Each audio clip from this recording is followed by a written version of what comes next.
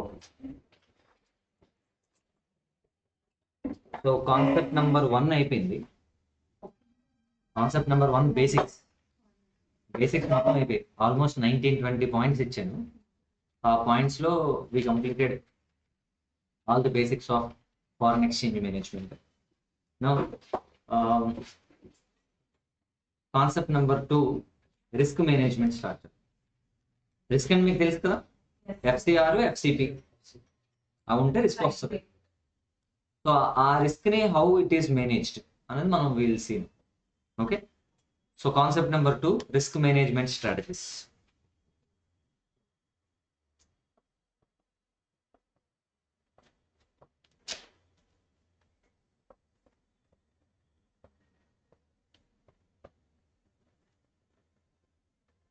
Many strategies are there. Out of that, we'll try to understand the first one. It is forward contract, which is well known. Forward contract. అందరికి already తెలుసు forward అంటే ఏంటని. Okay, forward contract అనేది ఏంటి? It is a contract entered into with whom? Bank. So once it is entered, the bank and the customer both should execute a transaction at that forward rate only. So మనం ఒక rate enter అవుతాం, ఆ rate irrespective of the spot rates on that date, maturity date రోజు ఉన్న spot rates తో సంబంధం లేదు. Okay, today we started a transaction, we have done a transaction today. So మనకి డాలర్స్ వచ్చాయి, ఆ డాలర్స్ వస్తాయి, రిసీవబుల్ వస్తాయి. సో అది 3 months తర్వాత వస్తాయి. ఆ 3 months తర్వాత ఆ ప్రైస్ ఏమవుతుందా అని టెన్షన్ మనకి. మేబీ ఈ రోజు రిసీవ్ చేసుకున్నాం అనుకోండి, 80 రూపీస్ వస్తుందట. 3 months తర్వాత డాలర్ కి 70 రూపీస్ అయిపోయిందట. అప్పుడు will be at loss. So today if you receive $1000, 1000 into 80, you end up getting 80,000. But we are not receiving $1000 today. We are receiving after 3 months. After 3 months. After 3 months spot rate, imagine a case where after 3 months 70 అయిపోయింది అనుకోండి, you end up getting only 70,000. This is the loss he is estimating now. ఈ రోజు ఆలోచించుకుంటున్నాడు ఫ్యూచర్లో ఏమవుతుందా అని. So దాన్ని eliminate చేయడానికి అతను ఎవరి దగ్గరికి వెళ్తాడని చెప్పాను? బ్యాంక్. ఓకే, బ్యాంక్ దగ్గరికి వెళ్తే బ్యాంక్ చెప్పిందట, okay don't worry, we will give you 75. Will give you 75. ఇతనేమనుకుంటున్నాడు? 70 అయిపోద్ది అనుకుంటున్నాడు. బ్యాంక్ ఏమంటుంది? ఐ విల్ గివ్ యూ 75 అంటుంది. ఏది best? 75 best. Enter into A contract with bank at 75 rupees. This is the forward rate which is entered with bank. Once it is entered, ఒకసారి enter అయిపోయిన తర్వాత after 3 months, irrespective of the spot rate on that date, 3 months తర్వాత spot rate అసలు సంబంధం లేదు. ఎందుకు? Already you have entered what? Forward contract. You need to honour that contract. ఆ contract ఖచ్చితంగా తీసుకోవాలన్నమాట. ఆ రోజు డాలర్ ప్రైస్ 85 ఉంది, 90 ఉన్నాయి, మనకు అనవసరం. 70 ఉంది, 60 ఉంది, మనకు అనవసరం. మనకి ఏది రిలవెంట్? 75 is relevant. ఓకే, ఈ డిస్కషన్ ఆల్రెడీ జరిగిపోయింది మనకి. ఫార్మల్ గా జస్ట్ సరదాగా రాయాలి. ఇందులో రిస్క్ మేనేజ్మెంట్ స్ట్రాటజీస్ లో ఫస్ట్ పాయింట్ ఇది కాబట్టి we are writing what? Forward contract. Please write forward contract. So దీని మీద మనం ఎగ్జాంపుల్స్ ఏం చేయక్కర్లేదు, డైరెక్ట్ గా సమ్స్ లో చూద్దాం. సమ్స్ లో we will directly do. Already కొన్ని చేస్తున్నాం, సమ్ స్టార్ట్ అయ్యి ఫార్వర్డ్ రేట్ యూస్ చేస్తున్నాం. Okay, forward contract side heading పెట్టండి, forward contract. Type of strategies. Risk management strategies. Risk management strategies, different strategies are there. అందులో first strategy, what is that? Yes, forward contract. Please write. It is the contract entered. It is a contract entered with bank. It is a contract entered with bank. ఎప్పుడు enter అవుతాం contract? ఈరోజే, today. Today where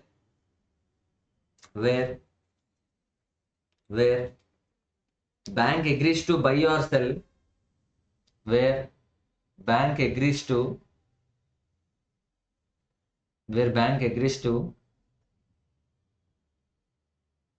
buy or sell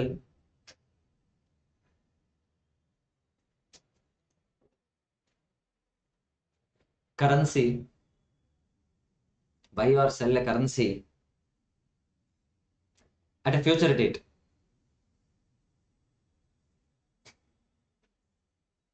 At a future date at a predetermined rate. At a predetermined rate. అంతేనా? ముందే decide చేసేస్తాం ఆ rate. 3 months తర్వాత rate ఎంత అంది? When will be decide? Today itself. At a predetermined rate. Today itself. ఈ రోజే decide చేసేస్తామట rate. Very simple. So first point అయిపోయిందా? ఫార్వర్డ్ కాంట్రాక్ట్ లో first point it is over. Okay, please write second point.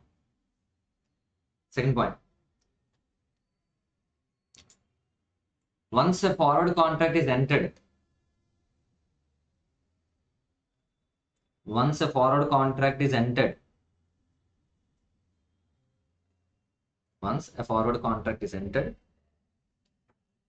the settlement will happen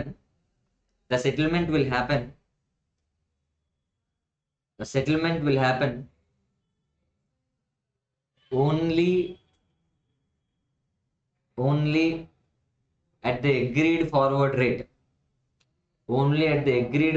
rate.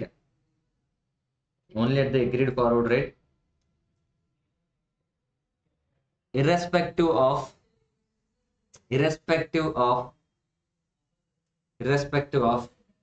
prevailing spot rate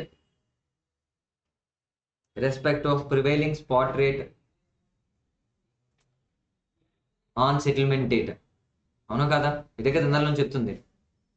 so it doesn't matter the spot rate after 3 months. What matters is predetermined rate which is determined today itself. Okay, forward rate is relevant now, not spot rate after 3 months. That's it. This is a basic strategy that we follow regularly. Every exam lo there may be a question on this forward rate. Just 2 marks or 3 marks ఏదో ఒకటి ఉంటుందా. స్ట్రైట్గా only forward మీద usually exam question ఉండదు. అలా వచ్చిందంటే మీరు అదృష్టం అని అర్థం అన్నమాట. అంటే బాగా ఈజీగా ఇచ్చేద్దాం అనే పేపర్లో ఓన్లీ ఫార్వర్డ్ ఉంటుంది, ఇంకేం మిక్స్ ఉండదు. Okay, now will try to understand second strategy, that is money market hedging. ఇది రాయండి, ఇందులో థ్రిల్ ఉంటుంది. Money market hedging.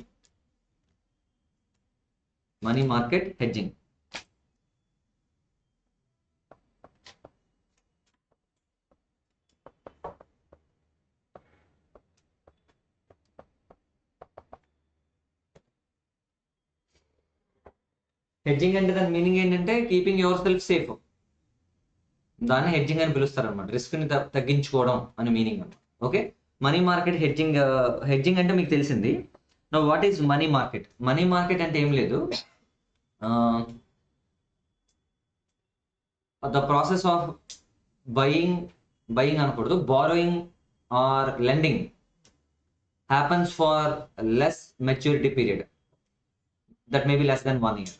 1 year కన్నా తక్కువ బారో చేయాలన్నా, లెండింగ్ చేయాలన్నా 1 year కన్నా తక్కువ, ఎక్కువ కాదు. దాన్ని మనం మనీ మార్కెట్ అని పిలుస్తాం. So if I want money, I can just borrow 1 lakh rupees.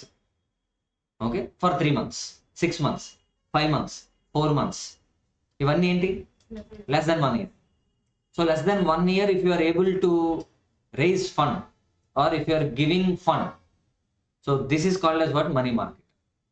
ఆ మార్కెట్లో మనం ఏం చేయగలం? We can raise fund or we can provide loan for a period which is less than 1 year. 1 year కన్నా తక్కువ చేయగలం, తక్కువ. దాన్ని ఏమని పిలుస్తూ ఉంటాం? Money market. సో ఈ కాన్సెప్ట్ లెస్ దాన్ 1 year అనే కాన్సెప్ట్ని వాడి we will develop a hedging strategy. దాన్ని మనం ఏమని పిలుస్తాం?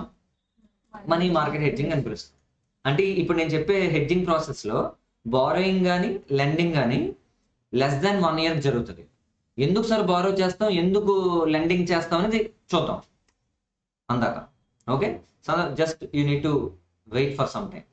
సో ఈలోపు మీరు రాయండి money market. It indicates, money market indicates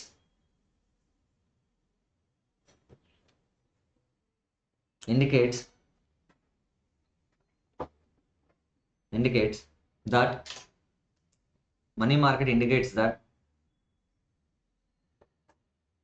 the borrowings and lending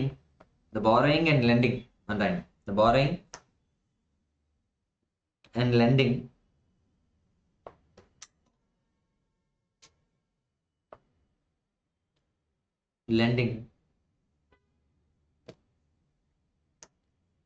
take place, but that the borrowing and lending take place for a maturity period which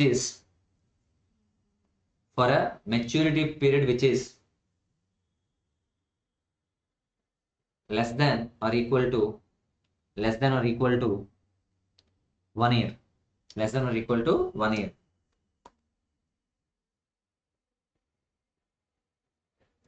Less than or equal to 1 year.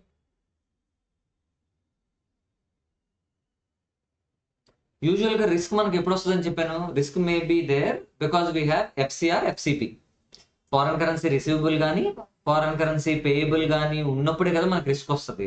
So foreign currency receivable ఉంటే ఎలా react అవ్వాలి ఈ ఎంఎంహెచ్లో? ఇదేంటిది ఎంఎంహెచ్ అంటే money market hedging. So FCR ఉన్నప్పుడు ఒకలాంటి strategy వాడతాం, FCP ఉన్నప్పుడు ఒకలాంటి స్ట్రాటజీ వాడతాం. ఆపరేషన్ సేమే, but activities are different. Okay, మనం ఏం చేస్తాం అనేది మారుతుంది, బట్ ఓవరాల్ మనం చేసే పద్ధతి ఒకలాగే కనిపిస్తుంటుంది అన్నమాట. Okay, so money market hedging అని పెట్టి open 2 branches. Money market hedging open 2 branches. ఎంఎంహెచ్.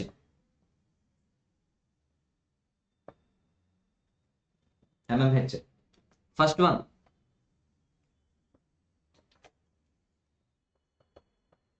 FC receivable. First one FC receivable. Second one FC payable. ఓకేనా? దీని మెయిన్ మోటో ఏంటో చూద్దాం. ఈ స్ట్రాటజీ మోటో ఎగ్జాక్ట్గా ఏంటో చూద్దాం. రిసీవబుల్ అంటే దాని మీనింగ్ ఏంటి? రిసీవబుల్ అంటే ఫ్యూచర్లో మనకు డబ్బులు వస్తాయి. ఒక 3 months తర్వాత ఫారెన్ నుంచి డాలర్స్ వస్తాయి. మనం ఇండియాలో ఉన్నాం అనుకుందాం. సో ఫారెన్ నుంచి మనకు డాలర్స్ వస్తాయి. ఇందులో మనకు రిస్క్ ఏముంది? డాలర్ ప్రైస్ తగ్గిపోద్దేమో అనేది రిస్క్. డాలర్ ప్రైస్ తగ్గిపోతే 80,000 రావాల్సింది 70,000 వస్తుందని కదా మన రిస్క్. ఓకే, 3 months తర్వాత డాలర్ రావడం వల్లే కదా ఈ రిస్క్ ఉంది. ఈ మోటివ్ ఏంటంటే 3 months తర్వాత అసలు డాలర్ మనం తీసుకోం. 3 months తర్వాత డాలర్ తీసుకుంటే కదా రిస్క్. అసలు తీసుకోలేదనుకో రిస్కే ఉండదు అని అక్కడ స్టార్ట్ అయింది motive. Okay, same similarly FC payable. అంటే దాని మీనింగ్ ఏంటి? ఈ రోజు నువ్వు పే చేస్తే ఒక 3 months తర్వాత పే చేసావు అనుకో, ఎక్స్చేంజ్ రేట్ మారడం వల్ల ఈ రోజు నువ్వు పే చేస్తే 80,000 అవ్వాల్సింది నువ్వు 3 months తర్వాత పే చేస్తే 90,000 అయిపోతాట. ఓకే, అదే కదా నీ రిస్క్, ఇంక్రీజ్ ఇన్ అవుట్ఫ్లో. ఇప్పుడు కూడా ఏమన్నా 3 months తర్వాత నువ్వు పే చేయాలి కదా, అసలు చేయకుండా ఉండాలి. చేయకుండా అంటే 3 months తర్వాత నీ దగ్గర నుంచి డాలర్స్ బయటికి వెళ్ళకూడదు. వెళ్ళకపోతే రిస్క్ ఉండదు కదా. ఓకే, అలా ఉండకుండా మనం ఏదైనా స్ట్రాటజీ డెవలప్ చేద్దామా అనేది పాయింట్. రిస్క్ ఎందుకు వచ్చింది? ఫ్యూచర్లో రిసీవబుల్ ఉండడం వల్ల ఆర్ ఫ్యూచర్లో పేయబుల్ ఉండడం వల్ల. అసలు ఆ రిసీవబుల్ పేయబుల్లే లేదనుకో అప్పుడు రిస్కే ఉండదు. అలా రిస్క్ని ఎలిమినేట్ చేయడానికి ఏం చేశారట? మనీ మార్కెట్ హెడ్జింగ్ స్టార్ట్ చేశారట. ఓకే, ఈజీ కదా ఎక్కడ వరకు? అసలు ఎలా సార్ రిసీవబుల్ 3 months తర్వాత మనకు వస్తుంది అన్నాను కదా, 3 months తర్వాత మనకు డాలర్ వస్తుంది అనుకుందాం. అది రాకుండా చేయడం ఎలా సార్ అంటే, ఇప్పుడు మనకు అక్కడ నుంచి వస్తుంది అనుకున్నాం కదా, మనం అక్కడ ఎవరికో ఇవ్వాలనుకో అదే టైంకి పేయబుల్ క్రియేట్ చేసాం అనుకో, అంటే 3 months తర్వాత మనం అక్కడ ఎవరికో డబ్బులు ఇవ్వాలి. ఓకే, మనకు అక్కడ నుంచి రావాలి. ఆ 2 సెట్ ఆఫ్ అయిపోయాయి అనుకో, అక్కడ నుంచి మనకి ఇంక డబ్బులు రావు. సెట్ ఆఫ్ అయిపోయినట్టే కదా. అంటే once you have receivable immediate గా create FC payable. Okay, FC payable create అయిపోయింది అనుకో, అక్కడ ఎఫ్సి పేబుల్ క్రియేట్ అయిపోతే ఏమవుతుంది, అక్కడ రిసీవబుల్ అక్కడ పేబుల్ అక్కడికక్కడే సెట్ ఆఫ్ అయిపోయి మనకు అసలు 3 నెలల తర్వాత ఏం రాదు, డాలర్స్ రానే రావు, ఫారెన్ కరెన్సీ రానే రాదు. రాకపోతే రిస్క్ ఎలిమినేట్ అయిపోద్ది. అర్థమైందా లేదా? ఎలా ఇప్పుడు రిసీవబుల్ నేను ఏం చేశాను, if there is receivable create payable so that both can be offset అయిపోద్ది. Other side if you have payable 3 months తర్వాత నువ్వు పే చేయాలి, 3 months తర్వాత ఏం చేయాలి, పే చేయాలి. సో నువ్వు పే చేయాలి. ఇప్పుడు క్రియేట్ రిసీవబుల్, అక్కడ నుంచి రిసీవబుల్ వచ్చేలా చేసుకో 3 months తర్వాత. అప్పుడు ఏమవుతుంది, నువ్వు పే చేయక్కర్లేదు, ఏమవుతుందో ఆ రెండు సెట్ ఆఫ్ అయిపోయి పేయబుల్ రిసీవబుల్ సెట్ ఆఫ్ అయిపోతాయి. ఓకే, మనం పే చేయాల్సిన ఇంకా అవసరం లేదు. ఓకే, ఎందుకు, మనం వాడికి పే చేయాలి కదా, అక్కడ రిసీవబుల్ క్రియేట్ చేస్తాము, ఆడెవడికో మనం డబ్బులు ఇవ్వాలి కదా, ఆడికి ఇచ్చేస్తాడు. క్లారిటీ ఉందా లేదా? ఏం చెప్పారు, అర్థమైందా? మనం ఎవరికో ఇవ్వాలి, మనకెవడో ఇవ్వాలి, మనం సైడ్ అయిపోయి ఎవరెవరిని కలిపేస్తాం, వాళ్ళిద్దరిని కలిపేస్తాం, వాళ్ళిద్దరు చూసుకుంటాం. వాళ్ళిద్దరు ఎనీ కేసు ఎఫ్సిఏ కదా, ఇద్దరు కూడా వాళ్ళకి కరెన్సీ రిస్క్ ఉండదు, అంతే కదా. మనం ఏంటో if you have FC receivable create FC payable both are in dollars only. వాళ్ళకి కరెన్సీ ఎక్స్చేంజ్ రిస్క్ ఉంటుందా? 2 countries 2 currencies ఉంటేనే కదా రిస్క్, అక్కడికక్కడ అడ్జస్ట్ అయిపోతుంది, there is no risk at all. Motive అర్థమైందా? అసలు how to create payable and how to create receivable అనేది నేను ఇంకా చెప్పలేదు. కానీ ఎంఎంహెచ్ లో మోటివ్ ఏంటి? ఎస్, మనం అక్కడ నుంచి అసలు డాలర్ తీసుకోము ఇవ్వం, అది మన మోటివ్. ఇస్తే కదా రిస్క్, ఇవ్వకపోతే అసలు రిస్క్ లేదు. ఓకే, ఇది ఎలా చేయాలి later will see. Okay, so ప్రస్తుతం నాకేం చెప్తారు, ఎఫ్సి రిసీవబుల్ ఉంది, what we need to do? Yes, keep down అరమా. Create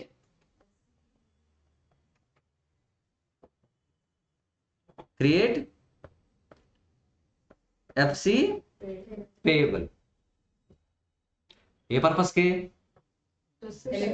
to set off what? Receivable FCR, to set off FCR, to set off with FCR. ఏ FCR అది? Existing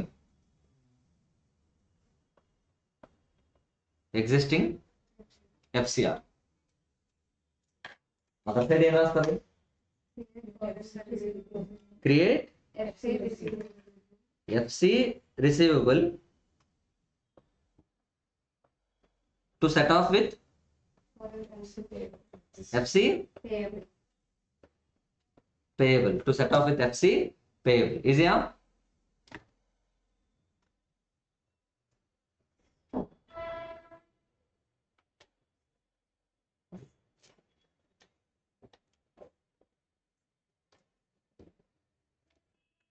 FC payable. So side heading పెట్టండి. Chart అయిపోయింది, మనం ఏంటి motive తెలిసిపోయింది, motive తెలిసిపోయింది. Process చూడాలి కదా, ప్రాసెస్ నేను ఫస్ట్ ఏ ప్రాసెస్ చెప్తాను? FCR ప్రాసెస్ చెప్తాను. FCR process MMH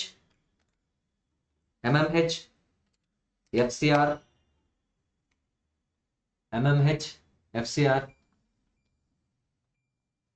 process.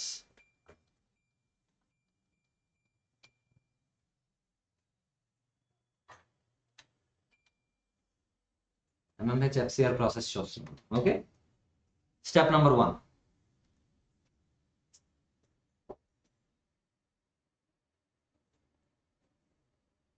Step number 1.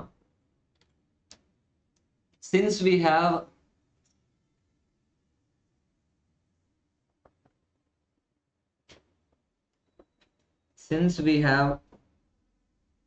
FCR, okay, we need to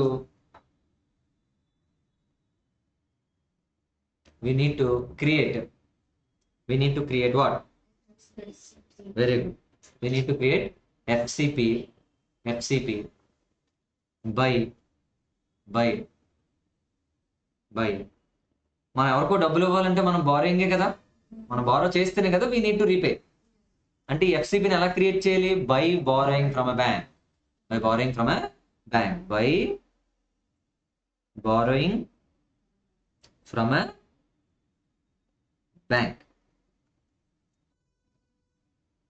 okay, of an amount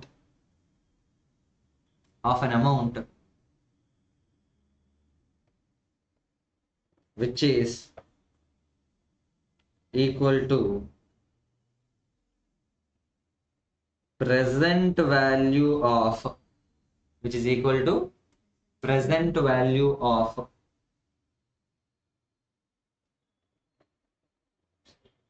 FCR. Present value of FCR. మన FCR ఎంత ఉందో చూడండి. ఓకే, ఆ FCR ఎంత ఉందో చూసి ఇప్పుడు మనం బారో చేయాలి. ఎంత బారో చేయాలి? FCR అంతా బారో చేసేయకూడదు. ఆ FCR కి ప్రెసెంట్ వాల్యూ క్యాలిక్యులేట్ చేయాలట. ప్రెసెంట్ వాల్యూ మన FCR 3 months తర్వాత ఉంది కదా, మరి దాని వాల్యూ ఇప్పుడు ఎంత చూడాలి. నువ్వు అంతే బారో చేయాలి. క్లారిటీ ఉందా లేదా ఏం చెప్తున్నాను? ఓకే, ఎంత బారో చేయాలంటే సే ఎగ్జాంపుల్, అసలు ప్రెసెంట్ వాల్యూ ఎలా క్యాలిక్యులేట్ చేయాలి సార్? జస్ట్ ఒక బేసిక్ రివిజన్ కింద టైం వాల్యూ ఆఫ్ మనీ చిన్న కాన్సెప్ట్ ఒకటి చెప్తాను చూడండి. Time value of money. Okay, కేర్ఫుల్గా అబ్జర్వ్ చేయండి. టైం వాల్యూ ఆఫ్ మనీ మన చిన్నప్పుడు I is equal to PTR percentage అని వినుంటారు. So this is interest, this is principal, this is time, this is rate of interest. Okay, so imagine 100 rupees, ఇది కాదు, ఇది 100. Principal ఎంత? 100. 1 year into 10% rate of interest ఇచ్చారట. అంటే ఎంత ఇచ్చారట? 10% rate of interest. Then how much will get? 10 rupees. అవునా కదా? సో ఇంట్రెస్ట్ ఎంత అయింది? 10 rupees. నాకు ఒక క్వశ్చన్ మీరు ఆన్సర్ చేయండి. ఇవాళ మీకు 100 రూపీస్ ఇచ్చాను. 1 year తర్వాత చెక్ చేస్తే యూజువల్లీ 100 కన్నా ఎక్కువ ఉంటుంది. ఓకే, అంటే మీకు ఇవ్వడం అంటే దాని మీనింగ్ ఏంటి? బ్యాంక్లో వేసాను అనుకోండి. తెలివైన వాడు ఎవడైనా ఏం చేస్తాడు? They want to make money more. అంతే కదా, మీకు 1,00,000 రూపాయలు ఇస్తే 1 year తర్వాత మిమ్మల్ని అడిగాను అనుకోండి, ఆ 1,00,000 రూపాయలను తీసుకెళ్లి బ్యాంక్ లో పెడతారా, లేకపోతే బీరువాలో పెట్టేసి 1 year తర్వాత తీస్తారా? జస్ట్ 1 lakh ఇచ్చాను, 1 year తర్వాత తీసుకుంటాను అన్నాను. ఓకే, లీస్ట్ పాసిబుల్ కేసు మీరు ఎందులో డిపాజిట్ చేస్తారు? బ్యాంక్ లో డిపాజిట్ చేస్తే 1 lakh 4% ఇంట్రెస్ట్ రేట్కి 1,04,000 అవుతుంది. అంటే మీకు ఆ మాత్రం నాలెడ్జ్ ఉంటే మీరు ఎక్కడ ఇన్వెస్ట్ చేస్తారు? బ్యాంక్ లో తీసుకెళ్లి పెడతారు. అది కూడా మీకు నాలెడ్జ్ లేదనుకో, తీసుకెళ్లి ఎక్కడ పెడతారు? బీరోలో పెడతారు. 1 year తర్వాత తీస్తే అది ఎంత ఉంటుంది? 1 lakh ఉంటుంది. సో తెలివైన వాళ్ళు ఎవరు ఏం చేయరు? అలా చేయరు. ఖచ్చితంగా ఎక్కడో దగ్గర they want to make money more. అంటే దాని మీనింగ్ ఏంటి? Today's 100 rupees, if you check after 1 year 100 will become ఎంత అవుతుంది? More than 100. అంతే కదా, 100 plus interest will become the future value. ఈ రోజు ప్రెసెంట్ వాల్యూ ఎంత? 100. ఈరోజు ప్రెసెంట్ వాల్యూ ఎంత? 100. So present value plus interest, okay, is equal to future value. Me logic ప్రకారం 100 ప్లస్ 10 ఈజ్ ఈక్వల్ టు 110. ఎక్కడ వరకు సరిపోయింది? ప్రతి చాప్టర్లో వస్తుంది ఇది. ప్రతి చాప్టర్ అదే ఫస్ట్ టైం చెప్పినట్టు చెప్తాను నేను. ఒక ప్రతి చాప్టర్లో ఇదే వస్తుంది. FM మొత్తం ఎక్కడి నుంచి వస్తుంది? ఇందులోంచి వస్తుంది every time. Even CA enter, CMA enter కూడా ఇందులోంచి జరిగింది అది. ఓకే, చెప్పండి. 100 ప్లస్ 10 ఉంది కదా, 10. ఆ 10 ఎలా రాయొచ్చు? I is equal to PTR by 100. అంటే PTR పర్సంటేజ్ అని రాయొచ్చు కదా 10 ప్లేస్లో. రాయొచ్చు, 10 కదే కదా ఫార్ములా, ఇప్పుడే చూసాం. సో టైం 1 year అనుకోండి. టైం 1 year అయితే తీసేయచ్చు కదా మధ్యలో. 1 కదా ఎలా అయినా. సో ఇంటూ R% రాయొచ్చు ఇలా. ఓకే, అయితే ఈ 100 ఉంది కదా, 100 ప్రెసెంట్ వాల్యూ కదా, దాన్ని కూడా P అని రాసేయచ్చు కదా. 100 present value which is also called as principal. So principal plus principal into rate percentage is equal to future value. Principal is also called as present value. అంటే P దగ్గర ఏమని రాయొచ్చు? PV అని రాయొచ్చు. సో ఇది term number 1, this is term number 2. Both the terms లోని one thing which is common, PV, that can be taken as common. తీసాను అనుకోండి, 1 plus R% is equal to future value. 1 plus R% is equal to what? Future value. Now if I want present value, then future వాల్యూని మనం ఏం చేయాలి, discount చేయాలి. Future వాల్యూని ఏం చేయాలి, డిస్కౌంట్. ప్రెసెంట్ వాల్యూ నుంచి ఫ్యూచర్కి వెళ్ళాలనుకోండి, కాంపౌండ్ చేయాలి. ఈ మల్టిప్లికేషన్ ఉంది చూసారా, that's called as compounding. Division ఉంది చూసారా, that's called as discount. Okay, present value మీకు కావాలి. ఫ్యూచర్ని తగ్గిస్తే వస్తుందా, ఫ్యూచర్ని పెంచితే వస్తుందా ప్రెసెంట్ వాల్యూ? ఫ్యూచర్ని తగ్గిస్తే ప్రెసెంట్ వస్తుంది, ప్రెసెంట్ని పెంచితే ఫ్యూచర్ వస్తుంది. అంటే దీని నుంచి రెండు సెంటెన్సెస్ తీసుకోవచ్చు. Present value when it is compounded at r% for n number of years will give you future value. Future value when it is discounted at r% for n number of years will give you present value. So future and present తీసుకురావాలంటే discount, present future తీసుకెళ్ళాలంటే compound. Clarity ఉంది కదా ఇక్కడ వరకు? ఇప్పుడు నేనేమంటున్నానంటే, ఈ future value ఉంది కదా, దిస్ ఈజ్ FCR. అదే కదా 3 months తర్వాత మనకి FCR ఉందన్నాను. ఓకే, అది FCR. ఓకే, దీని ప్రెసెంట్ వాల్యూ, అంటే దాని మీనింగ్ ఏంటి, 1 + r%. r% క్వశ్చన్లు ఇస్తారు, r% క్వశ్చన్లు ఇస్తారు, అది తీసుకోవాలి. అయితే అది 1 yearకి ఉండుంటది, మనకు కావాల్సింది ఎంత, 3 monthsకి. ఎందుకంటే 3 months ఫార్వర్డ్ రేట్ కాబట్టి. క్వశ్చన్లో ఇచ్చిన ఇంట్రెస్ట్ రేటు 1 yearకి ఇచ్చి ఉంటాడు. మనం ఎందులోకి మార్చేయాలి దాన్ని, ఎన్ని మంత్స్కి అయితే అన్ని మంత్స్కి మార్చాలి. 3 months అన్నాడు అనుకోండి, r% డివైడ్ బై 4, క్వార్టర్ కదా 4. 6 months అన్నాడు అనుకోండి, r డివైడ్ బై 2. 1 year అన్నాడు అనుకోండి, r. అంతేనా? సో FCR ని నేను డివైడ్ చేశాను అనుకోండి 1 + r% తో, then it will give you what, present value of that FCR. Present value of that FCR. Clarity ఉందా లేదా ఇక్కడ వరకు? ఓకే, స్టెప్ నెంబర్ 1 క్లియర్ అయినా? సో నేను ఇక్కడ రాయచ్చా ఇలా, ఇక్కడ మీరు ఇక్కడ వరకు రాస్తారు నాతో పాటు. Amount to be borrowed, amount to be borrowed. Step 2 or step 2 ఇదే step 1. అందులోనే స్టెప్ నెంబర్ 1లోనే అమౌంట్ టు బి బారోడ్ అని రాయండి. Amount to be borrowed. ఇక్కడ స్టెప్ నెంబర్ 1లోనే మీకు మ్యాటర్ మొత్తం అర్థమైపోద్ది.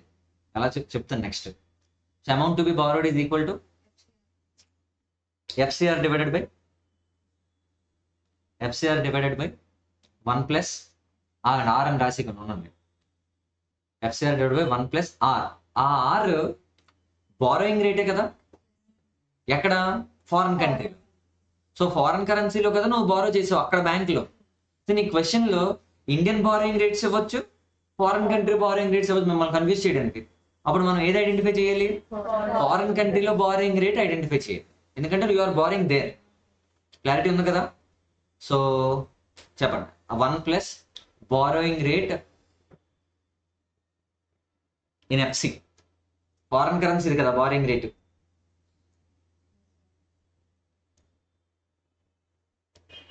ఓకే,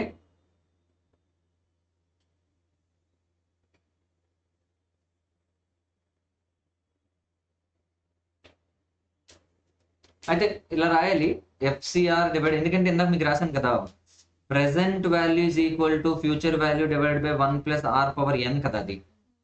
ఓకే, ఇంకా n గురించి నేను చెప్పలేదు, ఎందుకంటే మన ఎగ్జాంపుల్లో రాలేదు. మనం 1 year లోపే కదా తీసుకున్నాం. అది 2 years అయితే పవర్ 2, 3 years అయితే పవర్ 3, అంతే కదా. దీని గురించి టైం వాల్యూ ఆఫ్ మనీలో చూద్దాం. సో ఇక్కడ కూడా మరి ఏం రావాలి, 1 + r⁴n. బట్ టెక్నికల్గా n ఉండదు, ఎందుకంటే మనం <1 year లోనే ఉంటాం మనం. ఓకే, <1 year లో ఉంటాం కాబట్టి there won't be such problem. Okay, రాసింది. అమౌంట్ టు బి బారోడ్ ఎంత, amount to be borrowed FCR by 1 + okay, ఇక్కడ వరకు క్లారిటీ ఉంది కదా? ఎందుకు ఇప్పుడు చూద్దాం. ఫారెన్ కరెన్సీలో అక్కడ బ్యాంక్లో మనం బారో చేసాం. ఓకే, అక్కడ బ్యాంక్లో మనం బారో చేస్తే సే 1 lakh బారో చేసాం, $1 lakh బారో, 1 lakh కాదు, 1 lakh రిసీవబుల్ ఉంది. నేను బారో చేసింది 90,000, అంతేనా? ఆ బ్యాంక్ దగ్గర నేను, ఇది receivable, this is FCR, this is what, FCP. ఏ రోజు, ఈ రోజు బారో చేసావు కదా, కానీ 3 months తర్వాత నువ్వు ఎంత కట్టాలి, అలాంగ్ విత్ ఇంట్రెస్ట్ కట్టాలి. అంటే దిస్ 90,000 విల్ బికమ్ 1 lakh. అంటే say imagine John Cena incorporation INC, John Cena INC నుంచి నాకు 1 lakh రావాలి. This is receivable. అక్కడ బ్యాంక్కి వెళ్ళి సిటీ బ్యాంక్లో నేను బారో చేసిన ఈరోజు 90,000. దాని 3 నెలల తర్వాత ఇంట్రెస్ట్తో కట్టాలి కదా. ఇంట్రెస్ట్తో కడితే అది ఎంత అయింది? 1 lakh. 90,000 will become 1 lakh after interest. అవునా కదా? వీడి దగ్గర నుంచి ఇండియాకి డబ్బులు రావాలి నాకు, నా దగ్గర నుంచి సిటీ బ్యాంక్కి 1 lakh వెళ్ళాలి. రెండు ఆఫ్టర్ 3 months జరుగుతాయి. అంటే రెండు సెట్ ఆఫ్ అయిపోయి, ఒరే John Cena pay to Citi Bank directly, don't pay to me అని చెప్పొచ్చా లేదా? అందుకు అది ప్రెసెంట్ వాల్యూ చేసి. అర్థమైందా లేదా? ప్రెసెంట్ వాల్యూకి ఎందుకు మార్చాం? ప్రెసెంట్ వాల్యూకి మారిస్తే దానికి ఇంట్రెస్ట్ యాడ్ అయ్యి అది దేనికి ఈక్వల్ అవుద్ది? ఎఫ్సిఆర్కి ఈక్వల్ అవుద్ది. That FCR will now directly pay to this FCP.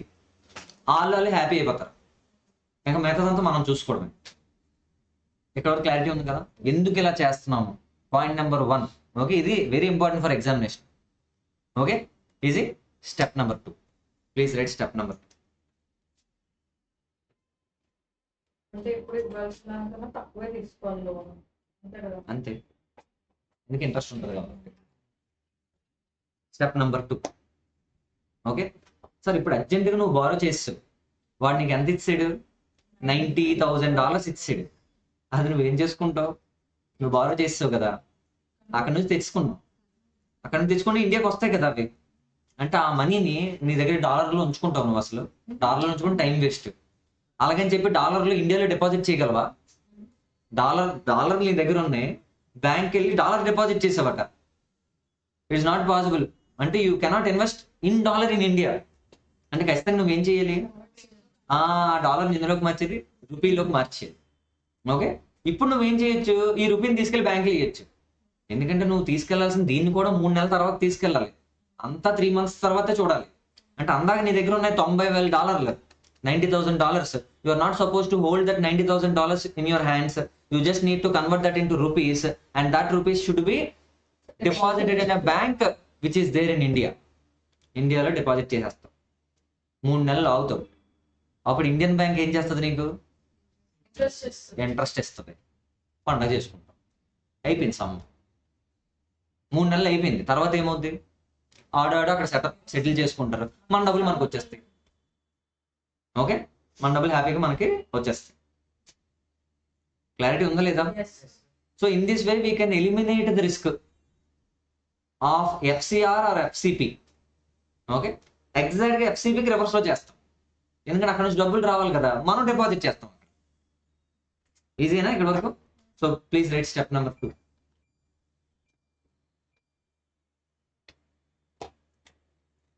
Convert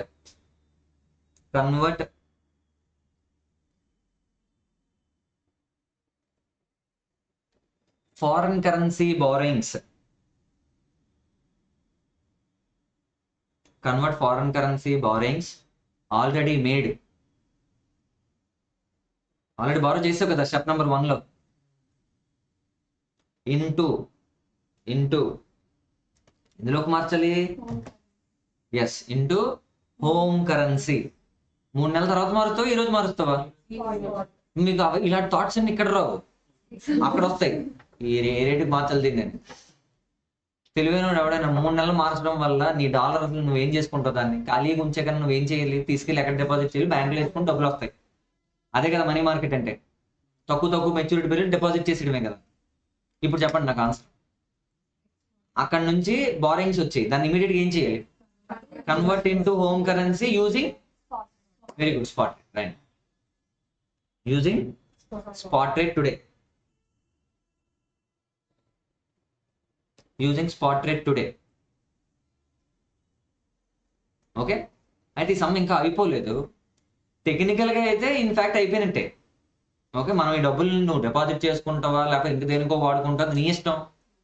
కానీ ఈ మనీ మార్కెట్ హెడ్జింగ్ లో మనకి ఎంత లాస్ అయ్యాం, ఎంత ప్రాఫిట్ అయ్యాం ఈ మనీ మార్కెట్ హెడ్జింగ్ చేయడం వల్ల అని తెలియాలనుకోండి, ఈ మనీ నీ పర్సనల్ ఖర్చులకు వాడించుకోకూడదు. ఓకే, డిపాజిట్ చేసి 3 నెలల వరకు ఆగేవనుకో, అప్పుడు తెలుస్తుంది. అంటే ఈ మనీ మార్కెట్ హెడ్జింగ్ చేస్తే ఎంత, ఫార్వర్డ్ కాంట్రాక్ట్ లోకి వెళ్తే ఎంత, ఇలా మల్టిపుల్ ఆల్టర్నేటివ్స్ ఉన్నాయి కదా స్ట్రాటజీస్. ఏ స్ట్రాటజీ ఫాలో అయితే ఎంత డబ్బులు అనేది మనకు తర్వాత తెలుస్తుంది. అందుకు నువ్వేం చేయాలి, ఈ డబ్బులు నువ్వు వాడేసుకోవచ్చు కదా అని థాట్ మీకు రాకూడదు. అంతే కదా, ఎందుకంటే ఆల్రెడీ రూపీస్లో కన్వర్ట్ అయిపోయి కదా. Why do you want to deposit again? It is not required, right? మనం ఎందుకు డిపాజిట్ చేయాలి? మనకి ఇంకేదో పని ఉంటే వాడుకోవచ్చు కదా. ఓకే వాడుకోవచ్చు, బట్ ఎందుకు మనం డిపాజిట్ చేస్తున్నాం, వాట్ ఈస్ ద రీజన్? క్వశ్చన్లో అది అడగడం. క్వశ్చన్లో alternative 1 MMH, alternative forward contract, ఈ రెండింటిలో ఏది బెస్ట్ అంటాడు. అంటే నువ్వు ఖచ్చితంగా మనీని ఇప్పుడు వాడుకోకూడదు, 3 నెలల వరకు ఆపాలి.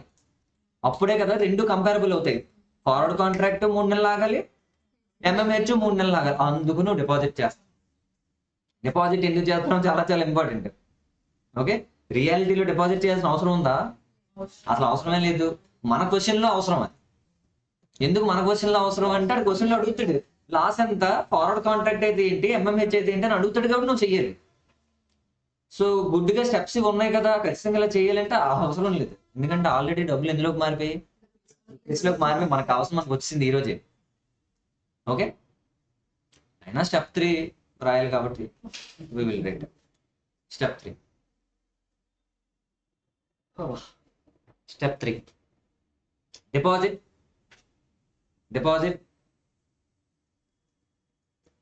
the converted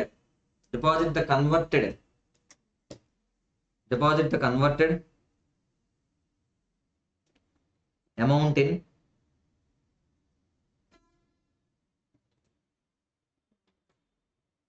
convert చేసావు కదా in home country's bank. Home country బ్యాంకా, HC బ్యాంక్, ఏదో రాసుకోండి.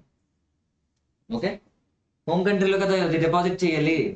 నువ్వు రూపీస్లో కన్వర్ట్ చేసి ఫారెన్ డిపాజిట్ చేయడానికి అవ్వదు, ఖచ్చితంగా ఎక్కడ డిపాజిట్ చేయాలి, ఇండియాలోనే డిపాజిట్ చేయాలి. So in home currency for a specified period. అంతే కదా, మన క్వశ్చన్లు ఎంత పీరియడ్ ఇస్తే అంత పీరియడ్ డిపాజిట్ చేయి. అండ్ విత్డ్రా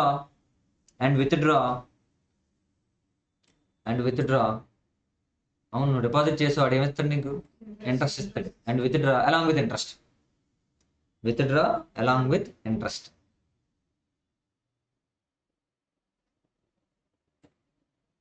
ఈజీ ఎక్కడి వరకు? ఇన్ఫ్యాక్ట్ MMH అయిపోయింది, ఎందుకంటే 4th స్టెప్ ఆర్డర్ చూసుకుంటారు, మనం చేయడానికి ఏం లేదు. 4th స్టెప్లో ఇన్ఫ్యాక్ట్ ఏం చేయాలి మనం? FCR, FCP after 3 months. అంటే సే ఎగ్జాంపుల్ 0th డే వరకు ఇవన్నీ జరుగుతాయి. ఈ రోజు జరుగుతుంది, ఇప్పటి వరకు నేను చెప్పింది. 3 నెలల తర్వాత డే 90 ఏం జరుగుతుంది? FCR will pay to FCP. So John Cena will pay to home city bank. So step number 4.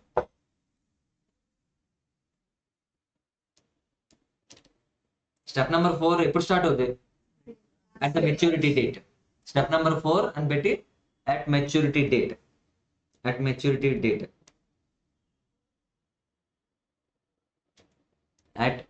date. The borrowings made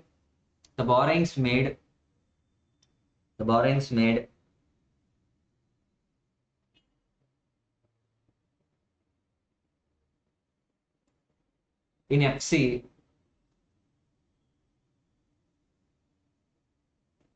FC as per step 1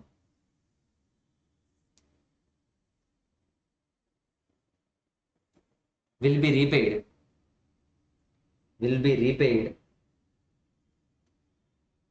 interest కూడా కట్టాలి కదా, along with interest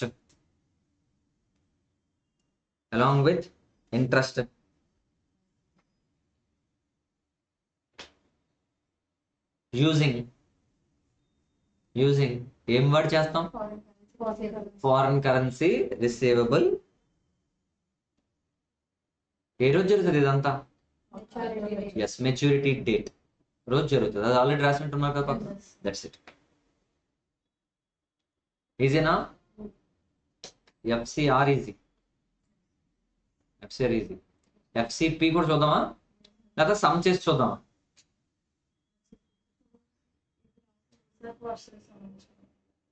లేదు, ఎగ్జాంపుల్ సమ్స్ వేరు, దీని మీద example ఒక some direct. అంటే ప్రతిసారి నేను ఒక కాన్సెప్ట్ చెప్పిన తర్వాత దాని మీద ఎగ్జాంపుల్ చెప్పేస్తున్నాను, మీరు అబ్జర్వ్ చేసట్లేదు. ఓకే, దాని తర్వాత ప్రాబ్లమ్స్ అవి సెకండరీ. అయితే FCP కూడా రాద్దాం. ఎఫ్సిపి కూడా రాసేద్దాం అందుకని ఇదే ఫ్లోలో రాసిన తర్వాత అప్పుడు 2 ఎగ్జాంపుల్స్ చూద్దాం, దీనికో ఎగ్జాంపుల్ దానికో example. Okay, ఎంఎంహెచ్ A process? FCP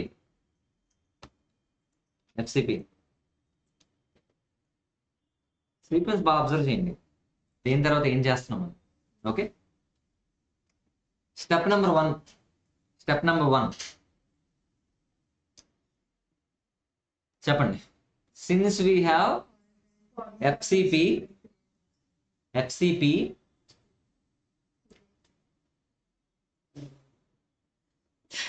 we need to create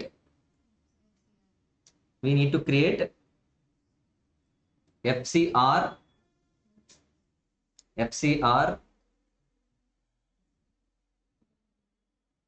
we need to create what? FCR by making a deposit in FC bank.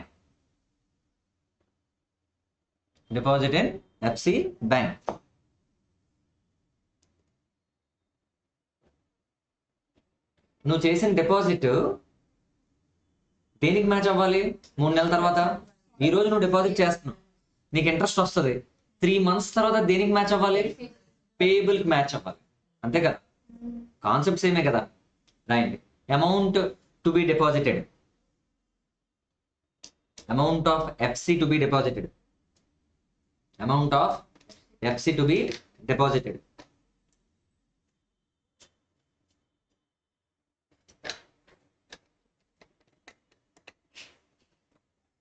చెప్తారా?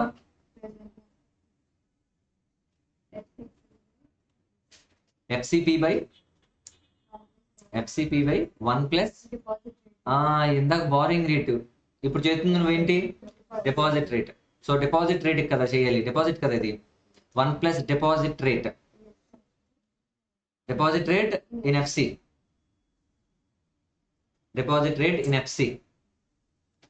So FCP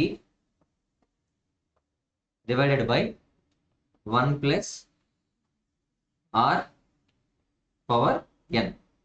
What is this R? Deposit rate. R అంటే deposit rate.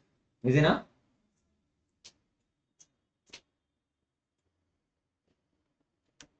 నేను deposit చేయమన్నారు, first నీకు డబ్బులు ఉండాలి కదా deposit చేయాలంటే. Deposit చేసి అంటే ఎంత డిపాజిట్ చేయాలో తెలిసింది, కానీ అవి నీ దగ్గర ఉండాలి కదా. ఫస్ట్ నీ దగ్గర డైరెక్ట్ ఇప్పుడు డాలర్ కదా డిపాజిట్ చేయాలి, నువ్వు అక్కడ డిపాజిట్ చేయాలంటే నీ దగ్గర ఏముండాలి? డాలర్ ఉండాలి.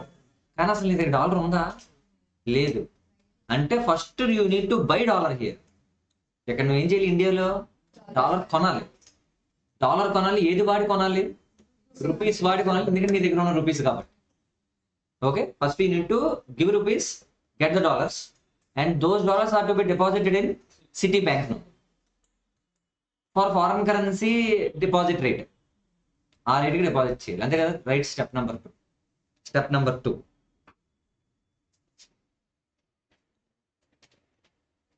ఇప్పుడు చెప్పండి, ఈరోజు నేను చేయాల్సింది ఏంటి? బై డాలర్, అంతే కదా ఈరోజు నేను చేయాల్సింది.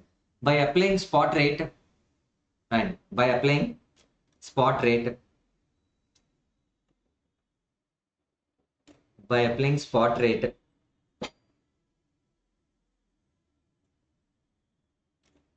calculate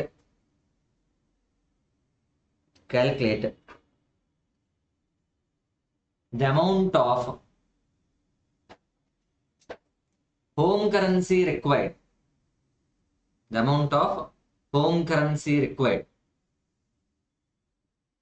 అంతేనా? the amount of home currency required to buy foreign currency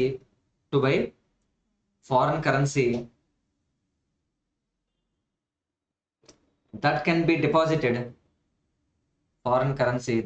deposited as per step number 1. Sentence పూర్తిగా అర్థమైందా? as per step number 1. ఈజీనా? ఏం చేయమన్నాడు చెప్పండి. నీకు అక్కడ 90,000 డిపాజిట్ చేయాలి, 90,000 డాలర్లు. అంత డిపాజిట్ చేయాలంటే ఫస్ట్ నీ దగ్గర ఏముండాలి, రూపాయలు ఉండాలి కదా నీకు అన్ని. So now you calculate the rupees that you want to have, you need to have to buy those many dollars that can B deposited in foreign. నీ దగ్గర అంత హెచ్సి ఉండాలి. ఓకే, అది క్యాలిక్యులేట్ చేయి. ఇప్పుడు నా దగ్గర డబ్బులు లేదే కదా నేను క్రెడిట్ పీరియడ్ అడిగాను, డబ్బులు లేవని చెప్పేసి నువ్వు నాకు క్రెడిట్ పీరియడ్ ఇచ్చావు. Cool. అలాంటప్పుడు అవని తెలుస్తుంది. ఓకే, సో డబ్బులు లేవని క్రెడిట్ పీరియడ్ ఇచ్చామా మనం?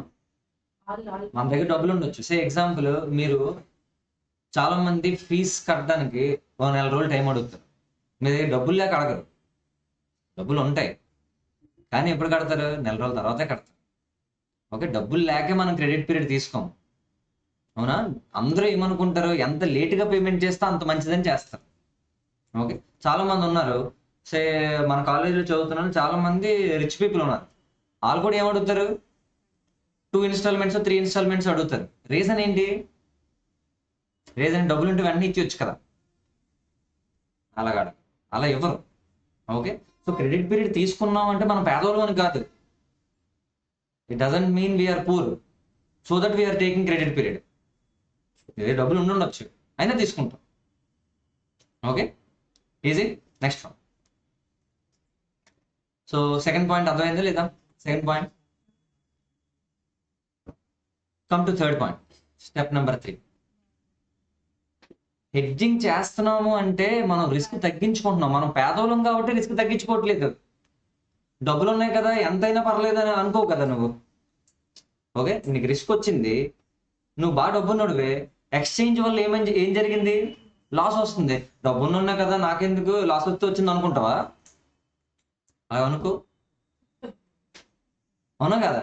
సో డబ్బున్నోళ్ళకి ఒకలాగా, పేదోళ్ళకి ఒకలాగా, అలాగే ఉండదు. Hedging is hedging for rich people or poor people.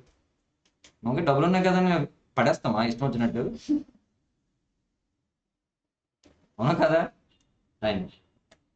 I need this kind of doubts. నిజమే, very valid doubt. Okay, next point, step number 3.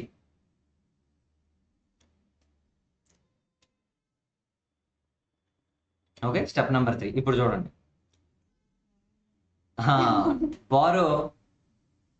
borrow the amount which is specified in step number 2. అవి కూడా నీ own డబ్బులు పెట్టట్లేదు, మళ్ళీ అదే కూడా ఎక్కడ తెస్తున్నావు? బారోయింగ్ చేస్తున్నావు. Borrow the amount specified in step number 2. Step number 2 ఎక్కడి నుంచి బారో చేయాలి? Foreign bank, Indian bank, home bank, in local currency, in local bank అని కూడా రాసుకో. Amount in local bank, local bank. Borrow చేసావు కదా, 3 నెలల తర్వాత ఏం చేయాలి? పే చేసేది. And repay along with interest at the end of specified period. Along with interest at the end of specified period.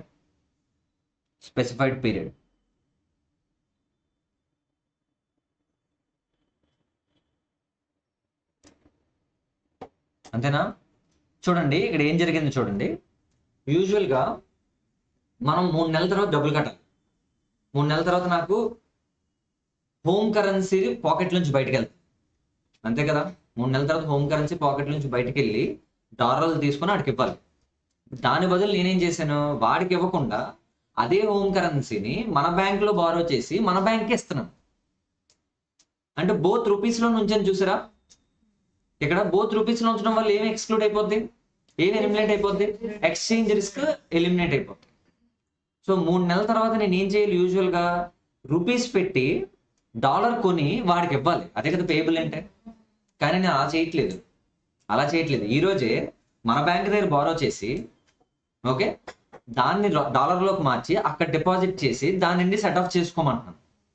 ఈరోజు మన బ్యాంక్ దగ్గర బారో చేసింది కదా, మన బ్యాంక్ దగ్గర బారో చేసి మన బ్యాంక్కి మళ్ళీ 3 నెలల తర్వాత ఏం చేస్తాను? ఇంట్రెస్ట్ ఇచ్చేస్తాను. సో నేను I borrowed from our bank, I'm paying along with interest.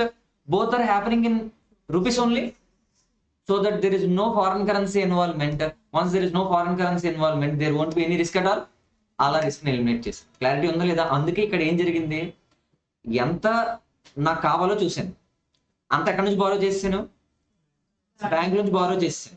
Okay, చేసి ఆ డబ్బులు దేనికి వాడాను, డాలర్లు కొన్నాను. ఆ డాలర్ని ఎక్కడ పెట్టాను, ఫారెన్ లో డిపాజిట్ చేశాను. ఆడ ఇంట్రెస్ట్ ఇచ్చాడు, ఆ ఇంట్రెస్ట్ తో మీరిద్దరు చూసుకుంటారని చెప్పాను. అయిపోయింది. So I just try to eliminate the foreign currency risk now by doing these 3 steps. Very easy. Please write step number 4. Please write step number 4. Okay. Fine. So step number 4 మీకు తెలుసు. Already you made some deposit, right? The deposit you made in step number 1.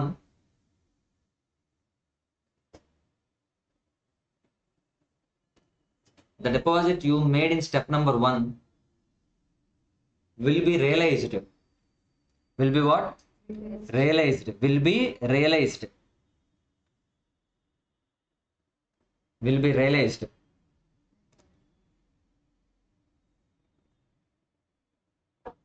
Along with interest. అంతే కదా, interest కూడా వస్తుంది కదా. Will be realized along with interest. Along with interest. And that can be used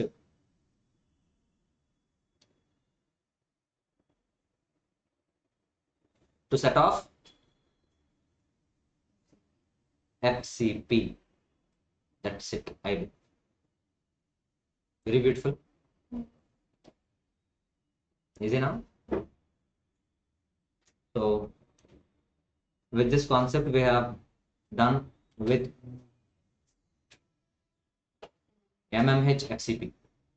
MMH FCR అయిపోయింది, MMH FCP అయిపోయింది. Let's try to have some formula for the same.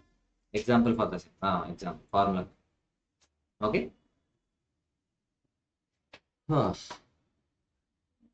Right. Example రండి. MMH FCR కి example. MMH FCR కి example. MMH FCR.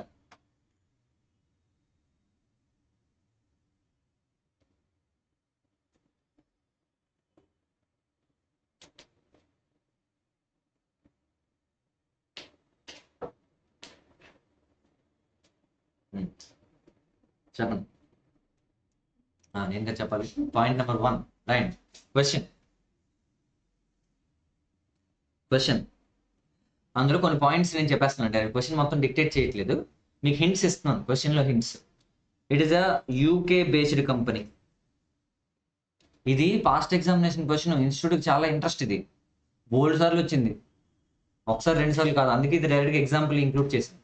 Okay. So UK based company అంటే మన home currency ఏంటి, pound. Pound is the home currency. Okay. Point number 2, invoice. $350,000. UK based company ఏం చేసింది, export. Export చేస్తేనే కదా రిసీవబుల్ వస్తుంది. ఓకే, అంటే $350,000 రిసీవబుల్ ఉంది. పాయింట్ నెంబర్ 3, క్రెడిట్ పీరియడ్ ఎన్ని మంత్స్, 3 తీసుకోండి. Credit period 3.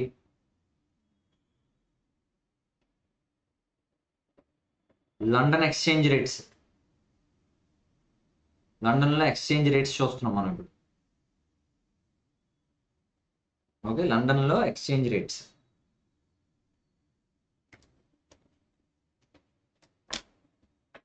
Spot rate.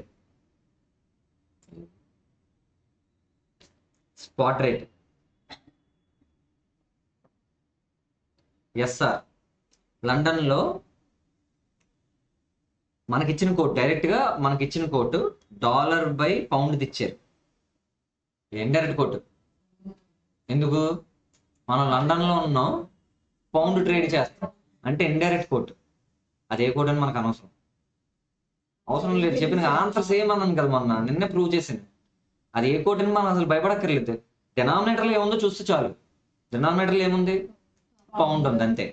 Okay, pound trading జరుగుతుంది అని తెలిస్తే చాలు మనకి. ఆస్క్ రేట్, బిడ్ రేట్ ఆటోమేటిక్గా సెలెక్ట్ చేసుకుంటాం. ఓకే, సో ఎస్ఆర్ రాయండి 1.5865 1.5865. ఫాస్ట్ రాయండి 1.5905. ఇది spot rate. Okay, forward rate కూడా ఇచ్చారు క్వశ్చన్లో. అంటే ఈ క్వశ్చన్ ఏం అడగబోతుంది మనల్ని? ఫార్వర్డ్ రేట్లోనే చెయ్యండి, ఎంఎంహెచ్లో కూడా చేయండి అని చెప్పడానికి అది ఇచ్చారనమాట. ఫార్వర్డ్ రేట్ కూడా $/పౌండ్ ఇచ్చారు. ఎంత రాద్దాం? 1.6100 -1.6140. ఈజీయా? 3 months ఫార్వర్డ్ రేట్. ఇది 3 months ఫార్వర్డ్ రేట్ రాస్తారా? ఎంఎంహెచ్లో మనకి ఇంకోటి కూడా కావాలి, రేట్ ఆఫ్ ఇంట్రెస్ట్లు కావాలి కదా, డిపాజిట్ రేట్లు, బారోయింగ్ రేట్లు అన్నీ కావాలి మనకి. ఓకే, క్వశ్చన్లో ఇచ్చారు, రేట్ ఆఫ్ ఇంట్రెస్ట్లు కూడా ఇచ్చారు. డాలర్ది ఇచ్చారు, పౌండ్ది ఇచ్చారు, డిపాజిట్ ఇచ్చారు, బారోయింగ్ కూడా ఇచ్చారు. మనల్ని కన్ఫ్యూజ్ చేయడానికి ఎక్కువ ఇస్తారు. మనం అందులో రైట్ సెలెక్ట్ చేయాలి. 7, 5, 9, 8. Okay, 9, 8 ఈజీనా?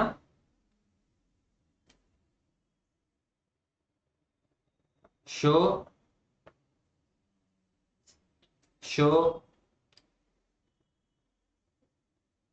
MMH workings, also show forward contract workings.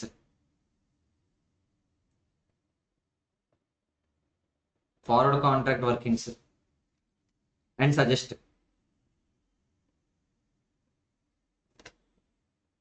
ఓకేనా? క్లారిటీ వస్తుంది కదా? దీన్ని ఎగ్జామ్లో నేను చెప్పినట్టు చేస్తే ఈజీగా అయిపోతుంది. ఒక ఫార్మాట్ చెప్తాను, ఆ ఫార్మాట్ అలా ఫాలో అయిపోతుంది. ఈజీ. ఇప్పుడు నేను చెప్పిందే స్టెప్ బై స్టెప్ ఫార్ములాస్ చెప్తాను అంతే, ఇంకేం. ఓకే, కొంచెం ఉండండి అక్కడ. వదిలే.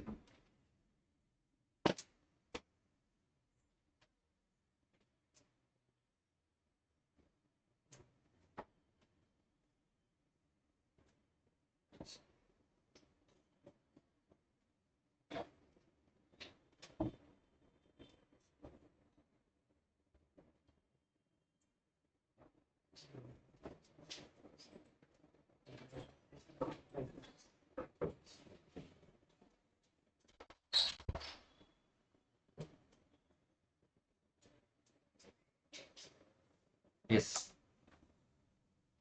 Right. Solution.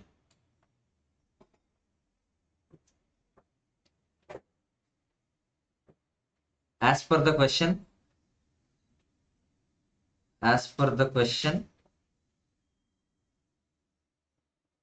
we can identify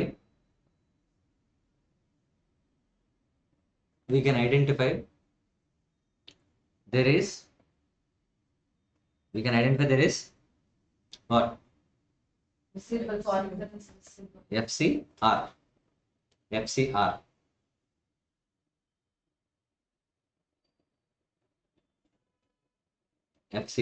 అని పెట్టి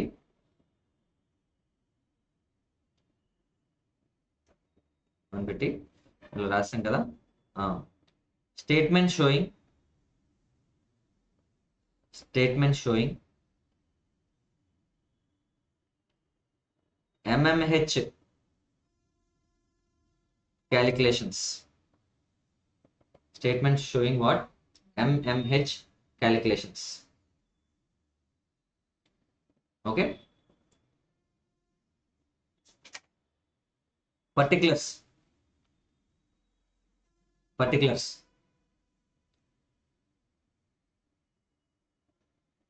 Calculation amount, particulars calculation amount.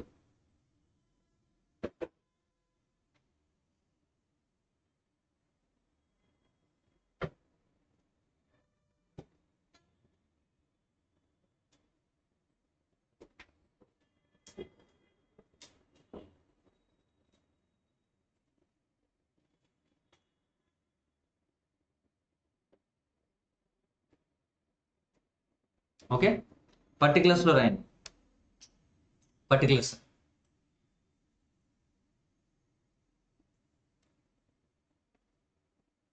Identified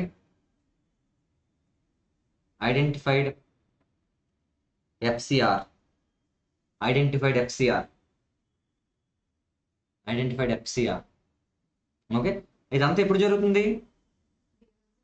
day 0, ఈరోజు టుడేని ఎప్పుడు మనం ఏమని పిలుస్తాం? 0. ఓకే, డే 0 జరుగుతుంది రాస్తున్నారు. Identified FCR how much? Look at the question and answer. 350 what?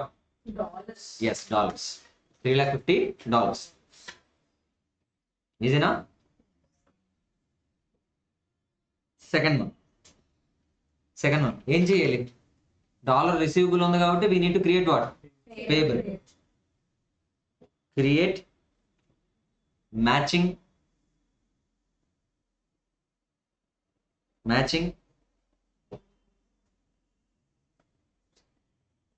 Payable.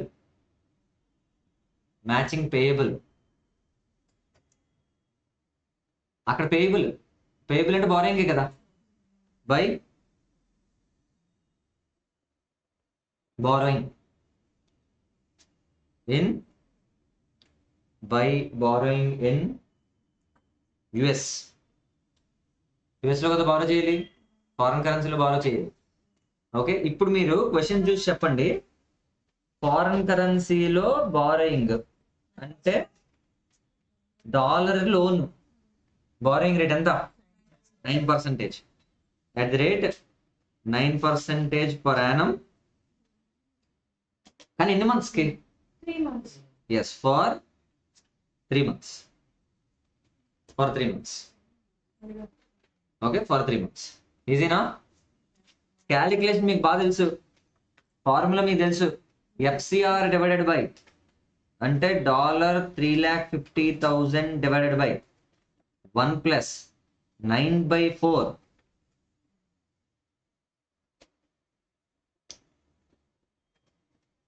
Okay, ఇది క్యాలిక్యులేట్ చేయండి.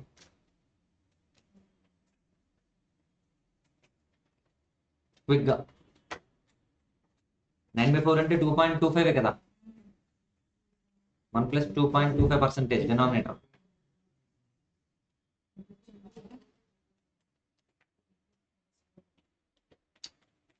Please let me know the answer.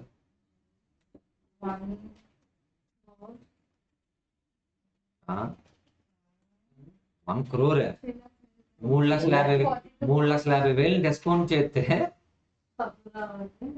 1 crore ఇటు నా మొహం. ఎంత?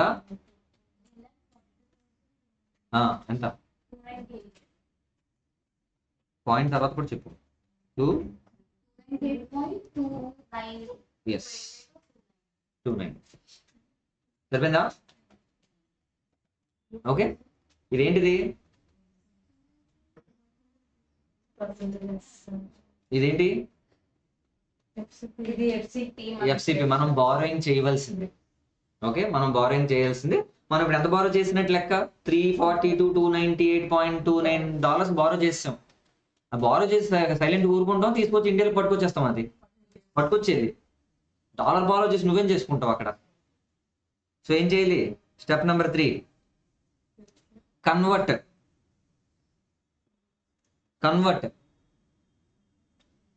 borrowed money into ఏ కరెన్సీలోకి? Home currency, that is pound. Using ఏ రేట్? డే 0 కదా ఇదంతా. డే 0 కాబట్టి స్పాట్ రేట్. ఇప్పుడు అక్కడ 1 వే కోట్ లేదు, టూ వే కోట్ ఉంది చూడండి, తెలుసా? అది టూ వే కోట్ ఉంది. మీ దగ్గర ఏమున్నాయి? డాలర్స్ ఉన్నాయి. మీరు డాలర్స్ ఇచ్చేసి ఏం తెచ్చుకోవాలి? పౌండ్స్. అంటే వాడు అమ్ముతున్నాడు pounds, the other person is selling pound. అంటే which rate is relevant? Ask rate is relevant. అది డైరెక్ట్ ఇండైరెక్ట్ అవసరమా? అక్కడ నీకు ఇచ్చిన కోట్ ఏంటి? Pound quote. పౌండ్ అంటే bank is selling pound, you are getting pound. Okay, when the bank sells the pound, ask rate is relevant. Yes, I win. Ask rate relevant. ఎలా చెప్పండి? ఏ rate? Spot rate. Spot rate ఇక్కడే నేను రాస్తున్నాను చూడండి.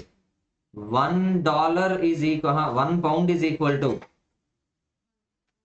1 pound is equal to ask rate కదా, 1.5905. What is that? Dollar. మీరు ఎన్ని డాలర్లు మారుస్తున్నారు? 342 298. 342 $298.29 ను మారుస్తున్నారు. And now this will be the question mark.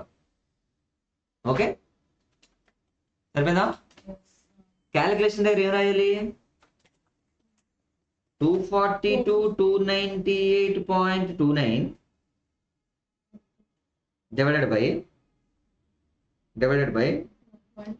1.5905 రాస్తే చాలు కదా.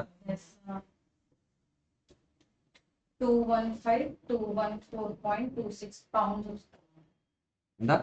215,214.26. పాయింట్ 26. ఏంటి వచ్చిన ఆన్సర్? పౌండ్స్ వచ్చిన answer. That's it.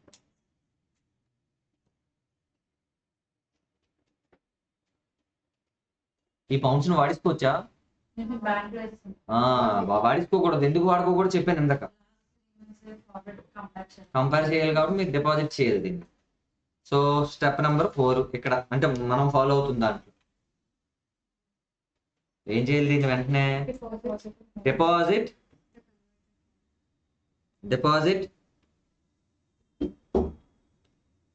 215,214.26 pounds in local bank. అంతేనా? లోకల్ బ్యాంక్ లో డిపాజిట్ రేట్ ఎంత? at 5% per annum. At 5% per annum for how many years? For 3 months only. For 3 months. For 3 months.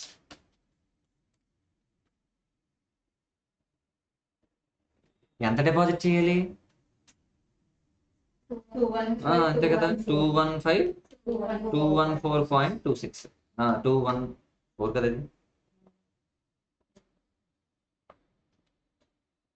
4.26 ఎంత deposit చేయాలి? Day 0 ఇదే జరిగింది. Okay, day 0 ఇంతే జరిగింది. ఇప్పుడు ఏం చేయాలి? 3 నెలలు ఆగాలి, 3 months తర్వాత. రాశారా నాతో పాటు? అయిపోయిందా? ఎస్. ఇప్పుడు అదే అలా కంటిన్యూ చేసి డే 90 ఏం జరుగుతుంది చూడండి. లేదా అక్కడ ఆఫ్టర్ 3 months అని పెట్టుకోండి, మీ ఇష్టం, ఏది పెట్టినా పర్లేదు. 31 days. అలాగే చేయండి. After 3 months. ఓకే, 3 నెలల తర్వాత ఏం జరుగుతుంది? 2 విషయాలు జరుగుతాయి. Right, receive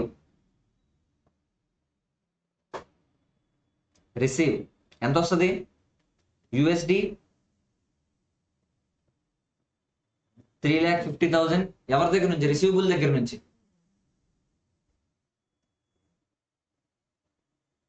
receive $3,50,000 from home? Customers ఇచ్చేస్తారు కదా డబ్బులు, కస్టమర్స్. అండ్ ఎవరికి రీపే చేయాలి? Repay to foreign bank.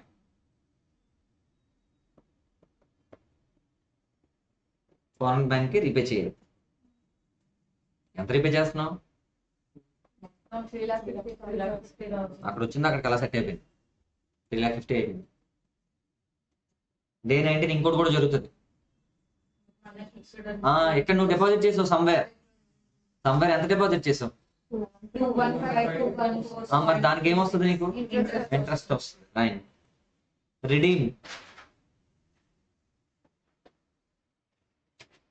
Redeem pound deposit అంతేనా? Redeem pound deposit along with what?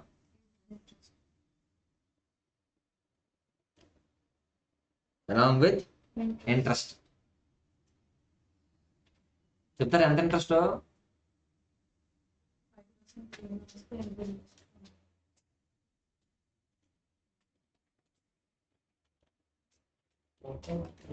చూడండి, క్యాలిక్యులేషన్ రాస్తున్నాను.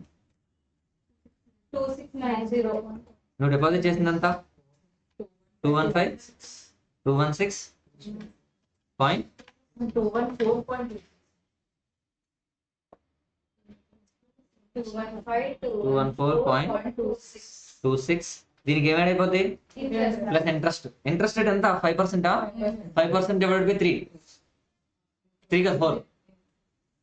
4 కదా? ఎంత? 2690 ఇంట్రెస్ట్. ఇది ఎంత చెప్పండి? 5 డివైడెడ్ బై 4 1.25 ప్లస్ 1.25%. సో దానికి డైరెక్ట్ గా 1 ప్లస్ 1.25% కొట్టింది క్యాలిక్యులేటర్ లో. ఎంత వస్తుంది? 217,904.44 pounds. ఓకే. సో ఫైనలీ మీరు మీ రిసీవబుల్ నుంచి 217,904.44 త్రూ MMH మీ చేతిలో లాస్ట్కి ఎంత డబ్బులు ఉన్నాయి? 3 నెలల తర్వాత అండర్ MMH మీ చేతిలో ఉన్న మనీ ఎంత? 217,904.44 or 45 అన్ని డబ్బులు ఉన్నాయి మీ దగ్గర. ఈజీ కదా? MMH లో మీకు ఎంత మిగిలింది? ఓకే, కంప్లీట్ చేశారు నాతో పాటు. ఇప్పటి వరకు మనం చేసిన MMH సైడ్ హెడింగ్ పెట్టి ఫార్వర్డ్ కాంట్రాక్ట్ కూడా చేయండి. ఫార్వర్డ్ కాంట్రాక్ట్ లో హోమ్ కరెన్సీ రిసీవబుల్ ఎంత క్యాలిక్యులేట్ చేస్తున్నారు?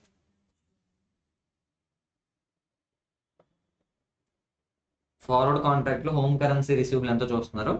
First point, forward rate.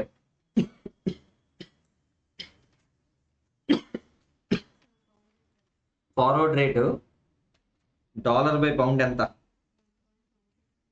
1.61 1.16 1.6100 hyphen 1.6140. సరిపోయింది కదా? ఇక్కడ వరకు బిడ్ రేటు, ఆస్క్ రేటు అయిపోయింది కదా? ఏం చేయాలి? రిసీవబుల్ ఎంత? FCR ఎంత? $350,000. ఇప్పుడు నేను HCR క్యాలిక్యులేట్ చేస్తాను. హోమ్ కరెన్సీ రిసీవబుల్ ఎంత? దాన్ని మార్చాలి కదా? సో మీరు చెప్పండి, మన దగ్గర డాలర్స్ ఉన్నాయి, we are selling dollar, buying pound, bank is selling pound, ask rate is relevant, this is relevant. So 1 pound is equal to how much? $1.6140. ఓకేనా? $350,000 అయితే క్వశ్చన్ మార్క్. HCR ఎంత?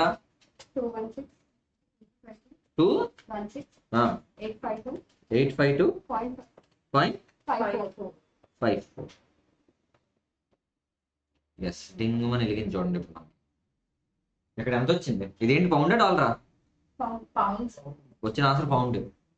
ఓకే, ఇప్పుడు చూడండి, అది బెస్ట్. ఫార్వర్డ్ కాంట్రాక్ట్ లో చేస్తే ఎంత వచ్చింది? 216,852.54, అంటే 2,16,000 చిల్లర. తర్వాత దాని తర్వాత నాకు 217,904. ఇక్కడ ఎంత వచ్చింది? 2,17,000 వచ్చింది. ఏది బెస్ట్? అది best. MMH is the best option. అందుకు ఇలాంటి క్వశ్చన్ ఫ్రేమ్ చేస్తాం. బాగానే ఉంది కదా question, very beautiful question. So management, risk management strategies ఎలా వర్క్ అవుతాయి అర్థమవుతుందా? ఇప్పుడు ఈ క్వశ్చన్ లో మనకు అర్థమైపోయింది. ఈ రెండిట్లో ఏది బెస్ట్ అని అర్థమైంది? ఎంఎంహెచ్. ఎందుకంటే లాస్ట్ లో మీ చేతిలో ఏవి ఎక్కువ డబ్బులు ఉంటే అదే కదా మంచిది. అలా కాదు సార్ మేము రిచ్, మాకు పర్లేదంటే that's okay, you are not suppose to do any risk management strategies. వాళ్ళకి పనికిరాదు స్ట్రాటజీస్. ఓకే,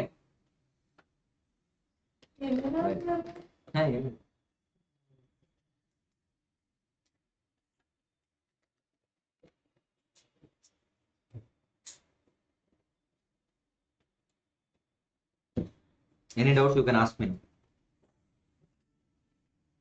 థియరీ సబ్జెక్ట్ కన్నా ప్రాక్టికల్ బాగుంది నాకు. యూజువల్గా నేను థియరీ సబ్జెక్ట్ ఫ్యాకల్టీ కదా. స్టార్టింగ్ 3-4 సంవత్సరాలు థియరీయే. 2019, 20, 21 ఇవన్నీ థియరీయే.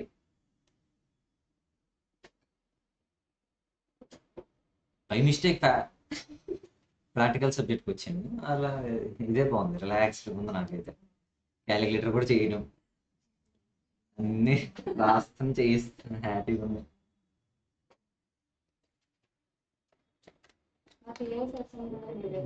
ఏ అసలు నేనే, మీకు తెలుసు. అసలు నేను చెప్పని సబ్జెక్ట్ ఏముంది ఇంటర్లో? కాస్టింగ్ ఒకటి తప్పితే మిగతా అన్నింటిలోనే నా హ్యాండ్ ఉంది. అకౌంట్స్ ఉంది, లా ఉంది. అకౌంట్స్ నేనే, కాస్టింగ్ చెప్పలేదు, ట్యాక్స్ లో జిఎస్టీ, తర్వాత గ్రూప్ 2 ఏవి? Auditing, financial management, EAS, SM, advance accounts లో చెప్పలేదు నేను కొన్ని టాపిక్స్. స్టాండర్డ్స్ ఏవో చెప్పాడు. ఇదేం లేదు, అన్నిట్లోనే పెట్టినే.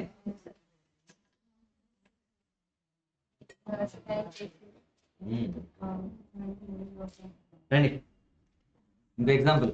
Example number 2. ఇదే ఎగ్జాంపుల్ ఎంఎంహెచ్ ఎఫ్సిపి రాస్తాం.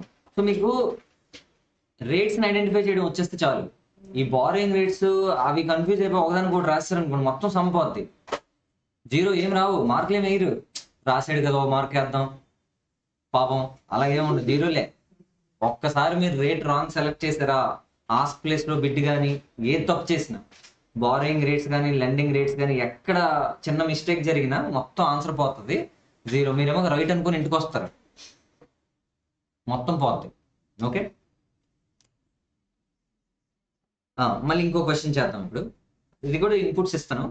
ఏంటిది? ఎంఎంహెచ్ ఎఫ్సిపి, ఎంఎంహెచ్ ఎఫ్సిపి. మళ్ళీ again UK based company.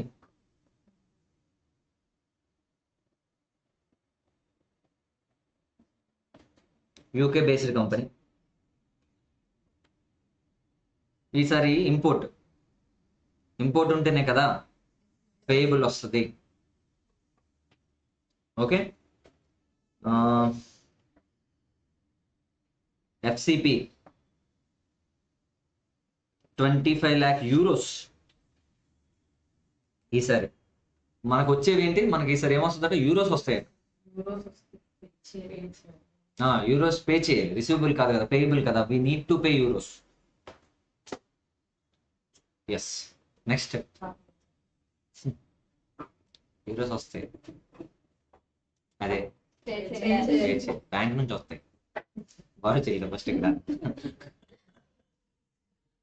Next point number 3 ఏమిద్దాం దీని తర్వాత? 3 months time. 3 months 3 months time. Fourth one, spot rate euro by dollar is equal to 1.25 euro by pound ఎంత 1.25 1.27 1.25 1.27 euro by pound 1.25 1.27 ఓకేనా. ఈ information కూడా forward rate ఇవ్వలేదు sir, నేను forward రేట్లో చేయాల్సిన అవసరం లేదు, కానీ దీనికి అడిషనల్ ఎక్స్ప్లెనేషన్ ఇస్తాను. ఓకే, చూద్దాం. ఫార్వర్డ్ రేట్ మనం ఐడెంటిఫై చేద్దాం. Okay, fifth ROI. What is ROI? Rate of interest కూడా ఇచ్చారు. పౌండ్ ఇచ్చారు, యూరో ఇచ్చారు, బారోయింగ్ ఇచ్చారు, డిపాజిట్ ఇచ్చారు. Borrowing deposit 8 12 6 10. This is question.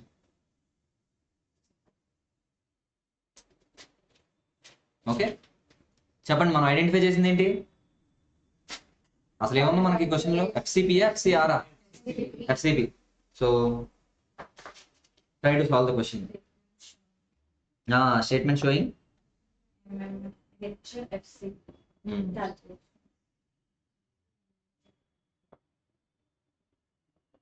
Statement showing MMH FCP calculations. MMH FCP calculations చేస్తున్నాం. Particulars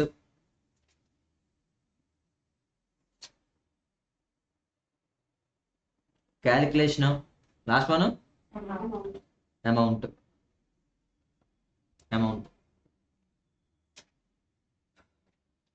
Identify FCP.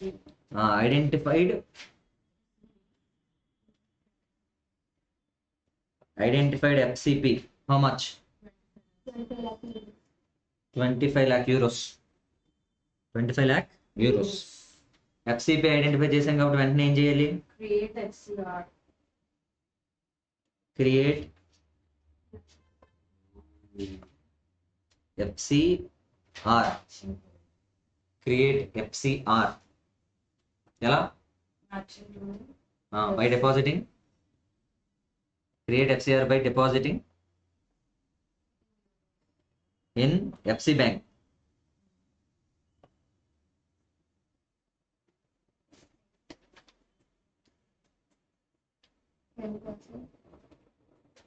ఎంత? క్వశ్చన్లు ఇచ్చినట్టున్నారు కదా, అక్కడ మనం డిపాజిట్ చేయాలి యూరోలో, అంటే at 10% per annum for 3 months. 3 months. ఎంత డిపాజిట్ చేయాలి?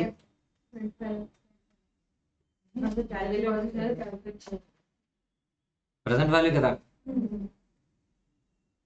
euro 25 lakhs divided by 1 plus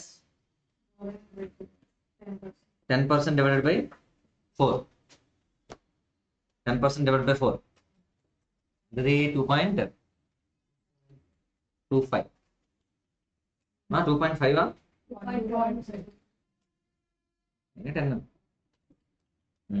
Sorry. 2. Let me know the answer.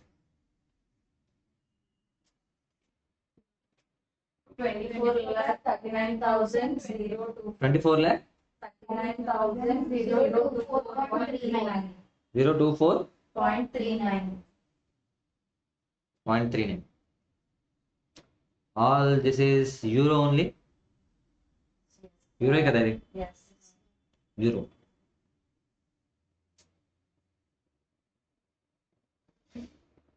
Okay, నువ్వు ఎంత డిపాజిట్ చేయాలట? 24,39,024 euros డిపాజిట్ చేయాలట. అంత డిపాజిట్ చేయాలంటే ఫస్ట్ ఫస్ట్ నువ్వేం చేయాలి, ఇక్కడ బారో చేయాలి. దానికి నువ్వేం చేయాలి, ఇప్పుడు నెక్స్ట్ స్టెప్ లో రాయండి. టేక్, థర్డ్ పాయింట్ లో రాస్తున్నారు, take pound loan. Take pound loan. Pound loan percentage ఎంత? పౌండ్ లోన్ చూడండి, pound loan at 8% per annum for 3 months. నువ్వు తీసుకున్న లోన్ దేనికి ఉపయోగపడుతుంది? విచ్ విల్ హెల్ప్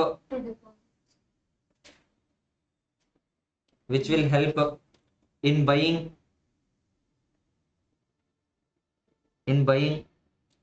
ఎన్ని యూరోస్?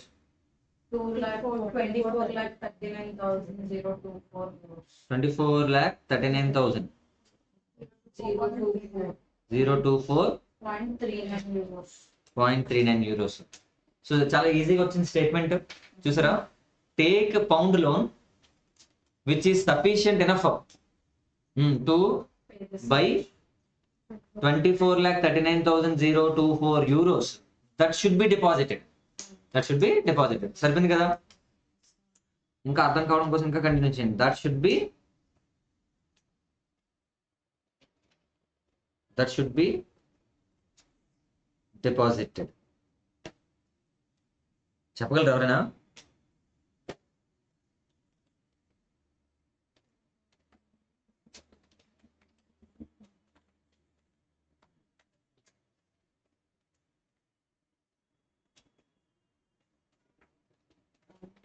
ఒక పౌండ్ కొనాలి కదా మనం, కొంటాం కదా, రేట్ కావాలి కదా, ఈ రోజు ఉంది కదా స్పాట్ రేట్. క్వశ్చన్ లో spot rate is given. Okay, 1 pound కొనాలంటే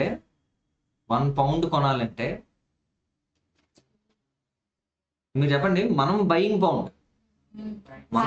పౌండ్ అంటే బ్యాంక్ ఈస్ సెల్లింగ్ పౌండ్. మనం బయింగ్ యూరో, మనం యూరో కదా బై చేయలేదు, మనం buying euro, bank is selling euro. అంతేనా? మనం బయింగ్ యూరో అంటే మనం గివింగ్ వాట్? పౌండ్. అంటే bank is doing buying activity. Bank buys the pound, అంతే కదా? Bank buys the pound, it is bid rate. ఎందుకంటే the quote is given for pound. Quote pound కదా ఇచ్చారు. సో నువ్వు euro కొనాలంటే పౌండ్ ఇవ్వాలి. నువ్వు పౌండ్ ఇచ్చావంటే ఆడ ఏం చేస్తున్నట్టు? కొంటున్నట్టు. Bank is buying. when the bank buys, then it is what? Bid rate. What is the bid rate?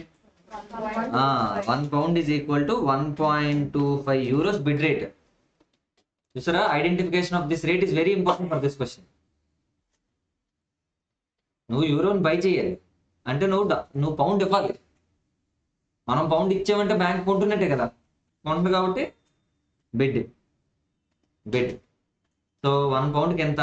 నీకు కావాల్సింది ఎంత?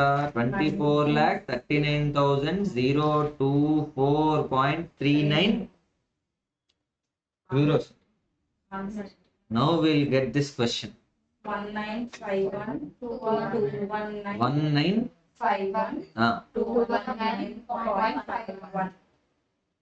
51. What is this? Pound.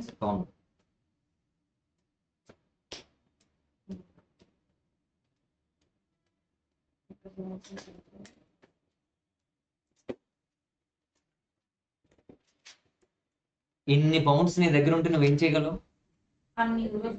అన్ని యూరోస్ కొని తీసుకెళ్ళి ఎక్కడ డిపాజిట్ చేయగలవు? Foreign currency. అంటే నెక్స్ట్ స్టెప్ ఏంటి?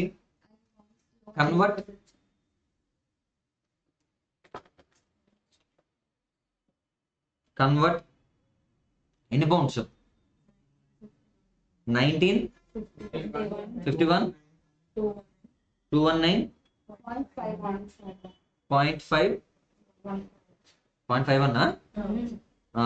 పౌండ్స్ ఇంటూ ఎన్ని euros? Into euros and deposit. ఎన్ని యూరోస్ వస్తున్నాయి చెప్పండి? 24 39,024.39 యూరోస్ డిపాజిట్ అయిపోయి. ఓకే, ఈ డిపాజిట్ చేయడం వల్ల మనకు ఆడు ఇంట్రెస్ట్ ఇస్తాడు. అది దేనికి మ్యాచ్ అవుద్ది? 25 lakhs కి మ్యాచ్ అవుద్ది. ఆ 25 lakhs వల్ల అక్కడ మళ్ళీ పేయబుల్ 25 lakhs ఉంది కదా, మనకి ఇది ఇస్తాడు, మనం ఆడికి ఇవ్వాలి, ఆ రెండు సెట్ ఆఫ్ అయిపోతాయి. సో డే 0 ఎంతకన్నా చేయడానికి ఏం లేదు. ఇదంతా ఎప్పుడు చేసాం?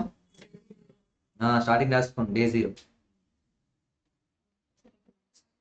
Day zero. Okay, after 3 months. After 3 months ఏం చేయాలి? ఆఫ్టర్ 3 months రైట్, అది ఆడికి పే చేయాలంటే ఫస్ట్ మనం ఏం చేయాలి? రిడీమ్ చేయాలి. Right, redeem euro deposit, redeem euro deposit along with what? Interest and pay what? FCP. How much? 25 lakh Euros. Euro 25 lakh. Calculation కావాలంటే చూడండి, క్యాలిక్యులేషన్ చాలా ఈజీ. ఎలాగా? ముందు రాశారు కదా ఇక్కడ 2439,024.39 ఉంది కదా, ప్లస్ 2.5%, అది చేస్తే వస్తుంది. రెండు సెట్ ఆఫ్ అయిపోయా? ఓకే, ఇంకా అన్ని క్లోజ్ అవ్వలేదు. ఇక్కడ పౌండ్ లో ఒక లోన్ తీసుకున్నాం, చూడండి, లోన్ ఒకటి తీసుకున్నాం కదా ఇక్కడ, టేక్ ఏ లోన్. మరి ఆ లోన్ కూడా క్లోజ్ చేయాలి కదా 3 months తర్వాత. Loan should be closed.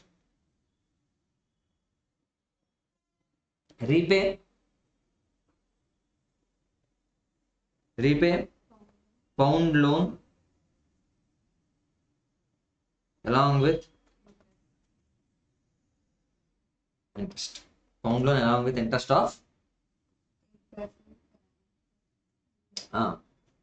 of 2% for 3 months. Per year కదా 8%. నువ్వు బారో చేసింది ఎంత? 1951 to 19.51. 1951 నా point 51 plus 2%, which will give you the answer 243.90. What is this?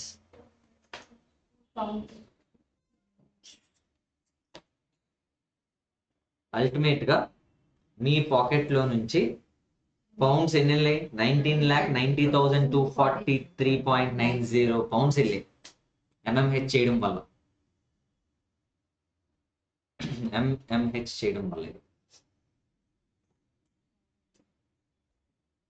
ఓకేనా?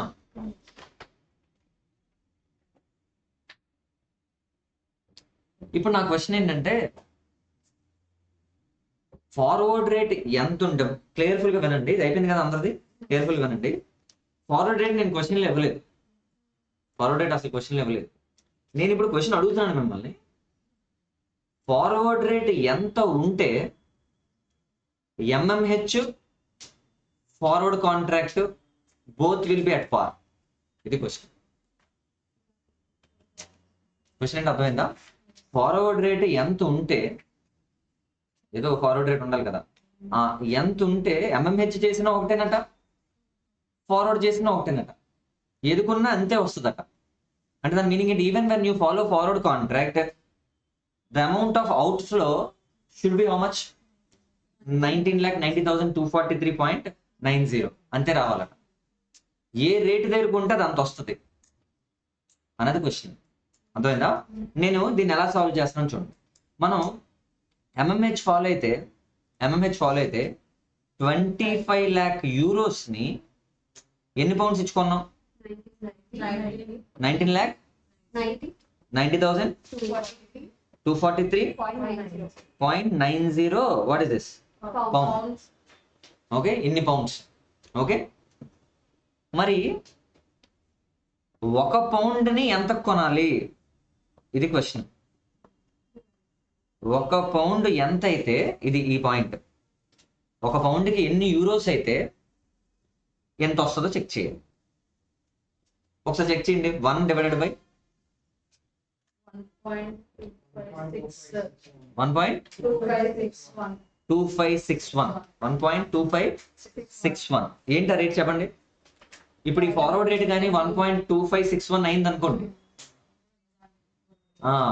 1 పౌండ్ 1.2561 యూరోస్ అయితే అప్పుడు ఎంఎంహెచ్ చేసినా ఫార్వర్డ్ రేట్ చేసినా సేమ్. ఫార్వర్డ్ రేట్లు ఇదేనట. మీకు క్వశ్చన్లు ఇచ్చాడు డీడు. క్వశ్చన్లు ఏమని ఇస్తాడు? Forward rate of 1 pound is equal to, direct గా ఇచ్చాడు 1.2561. What is this? యూరో అని ఇచ్చాడట.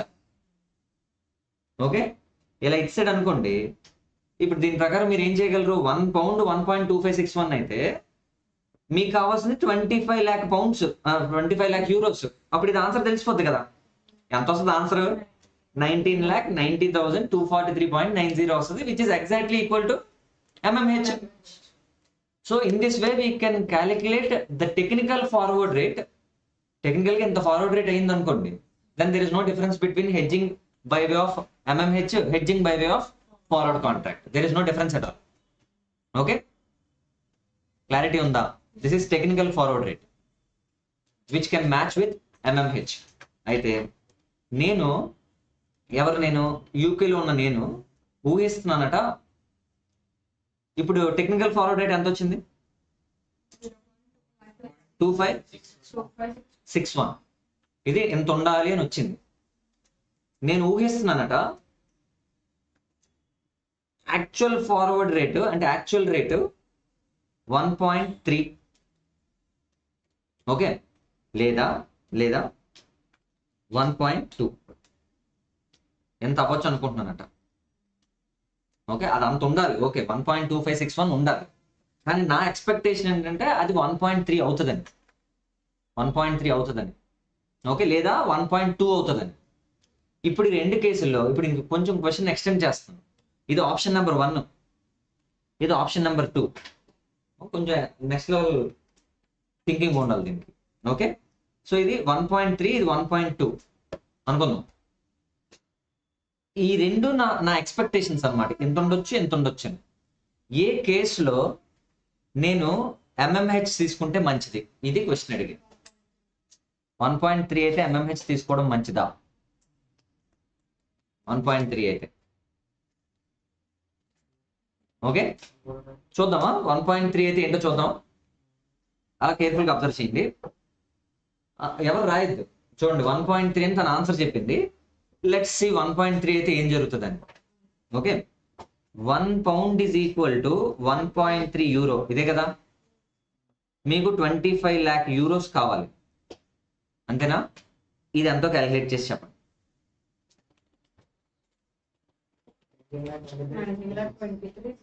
19,23,076.92. ఓకే, ఇందాక మీ దగ్గర ఎంత ఉండేది? 19,90,000. 19,90,000 అంటే మీ ఖర్చు ఎంఎంహెచ్ లో వెళ్తే ఎంత అయ్యి ఉండేది? ఎంఎంహెచ్ లో ఇందాక వెళ్తే 19,90,000 అయింది. వీడు ఊహించాడట 1.3 అవుతుందని. 1.3 అయింది అనుకో, ఖర్చు ఎంత అవ్వాలి? 19,23,000.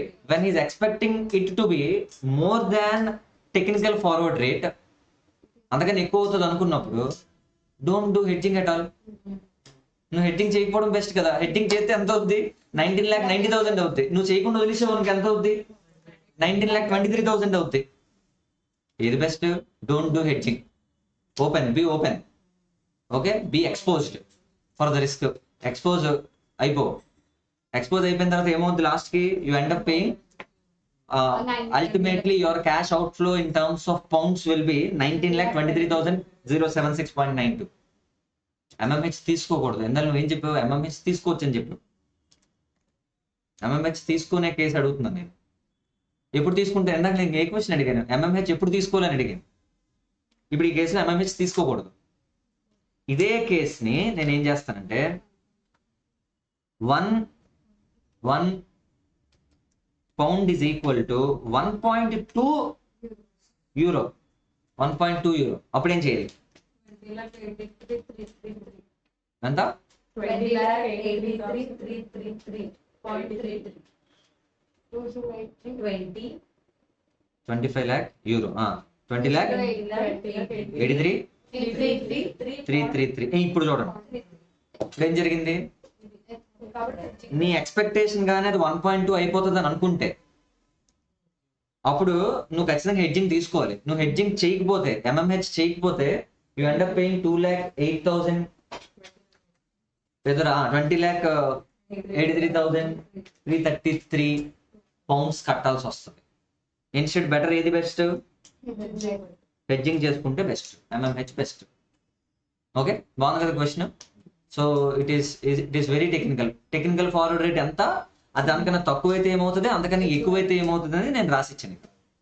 రాద్దామా నోట్స్ దీనికి సంబంధించి? Okay, please wait.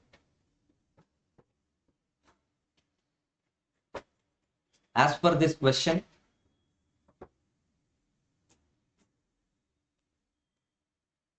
if we follow MMH, if we follow MMH,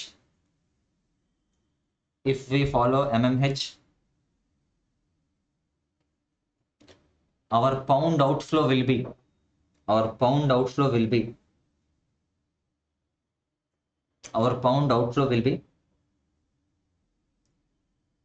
19,90,000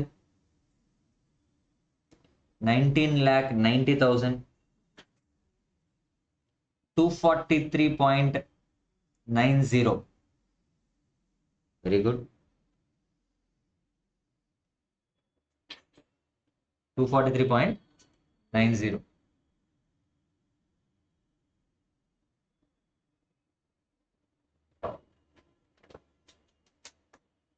If you are asked to calculate,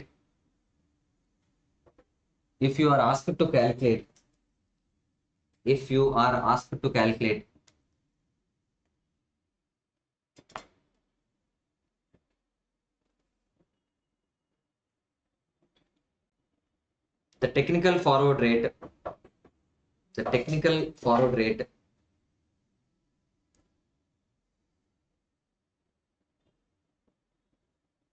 which can match with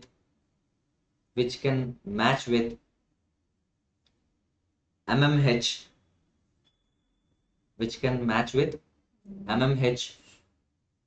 then it should be calculated as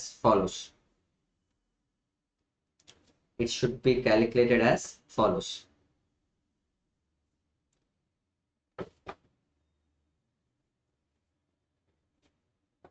okay, చూసారా క్వశ్చన్? ఫార్వర్డ్ రేట్ ఇవ్వలేదు, మిమ్మల్ని కనుక్కోమన్నాడు.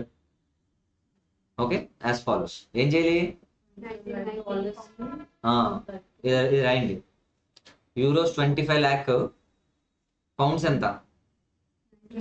19,90,243.90. అప్పుడు 1 pound ఎంత అనేది calculate చేస్తాం. 1 pound ఎంత? 1 pound 1.2561 euros. ఈ rate దగ్గర both MMH forward contract remains same. There is no difference at all. అయిపోయింది కదా? In simple terms, right?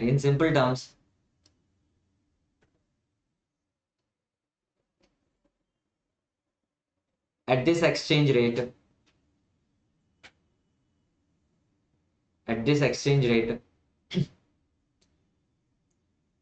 the pound outflow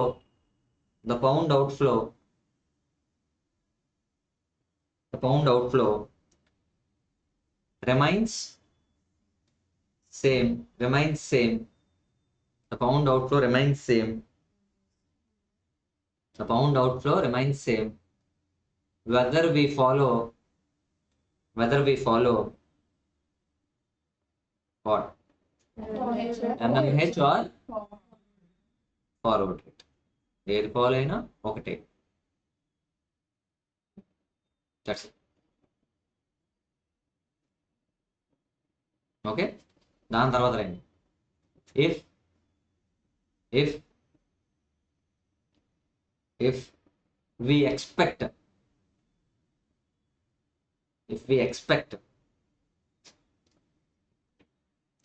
the actual spot rate, if we expect the actual spot rate after 3 months,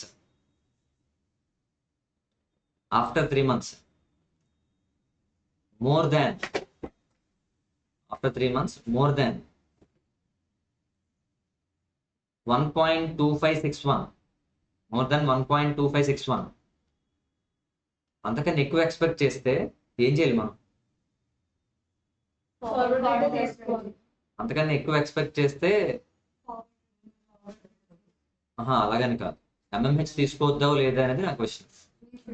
if you expect that spot rate to be more than 1.2561, it is better not to choose MMH. ఎందుకు 1.3 అయితే ఏం జరిగింది ఇక్కడ? 1923 వచ్చింది కదా. ఇది MMH తీసుకుని అంతకన్నా ఎక్కువైపోద్ది. It is better to remain exposed for the risk, rather than taking MMH.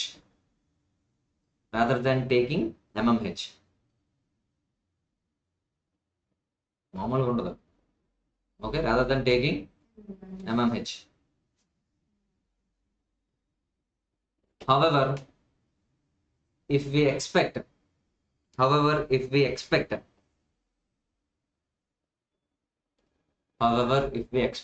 what? Actual spot rate after 3 months, what is that? Less than. Yes, less than 1.2561.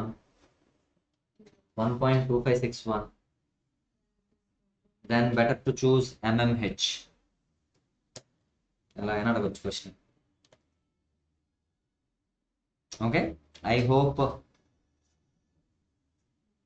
today you find the class good. We will wind up the session now. Thank you. Bye bye.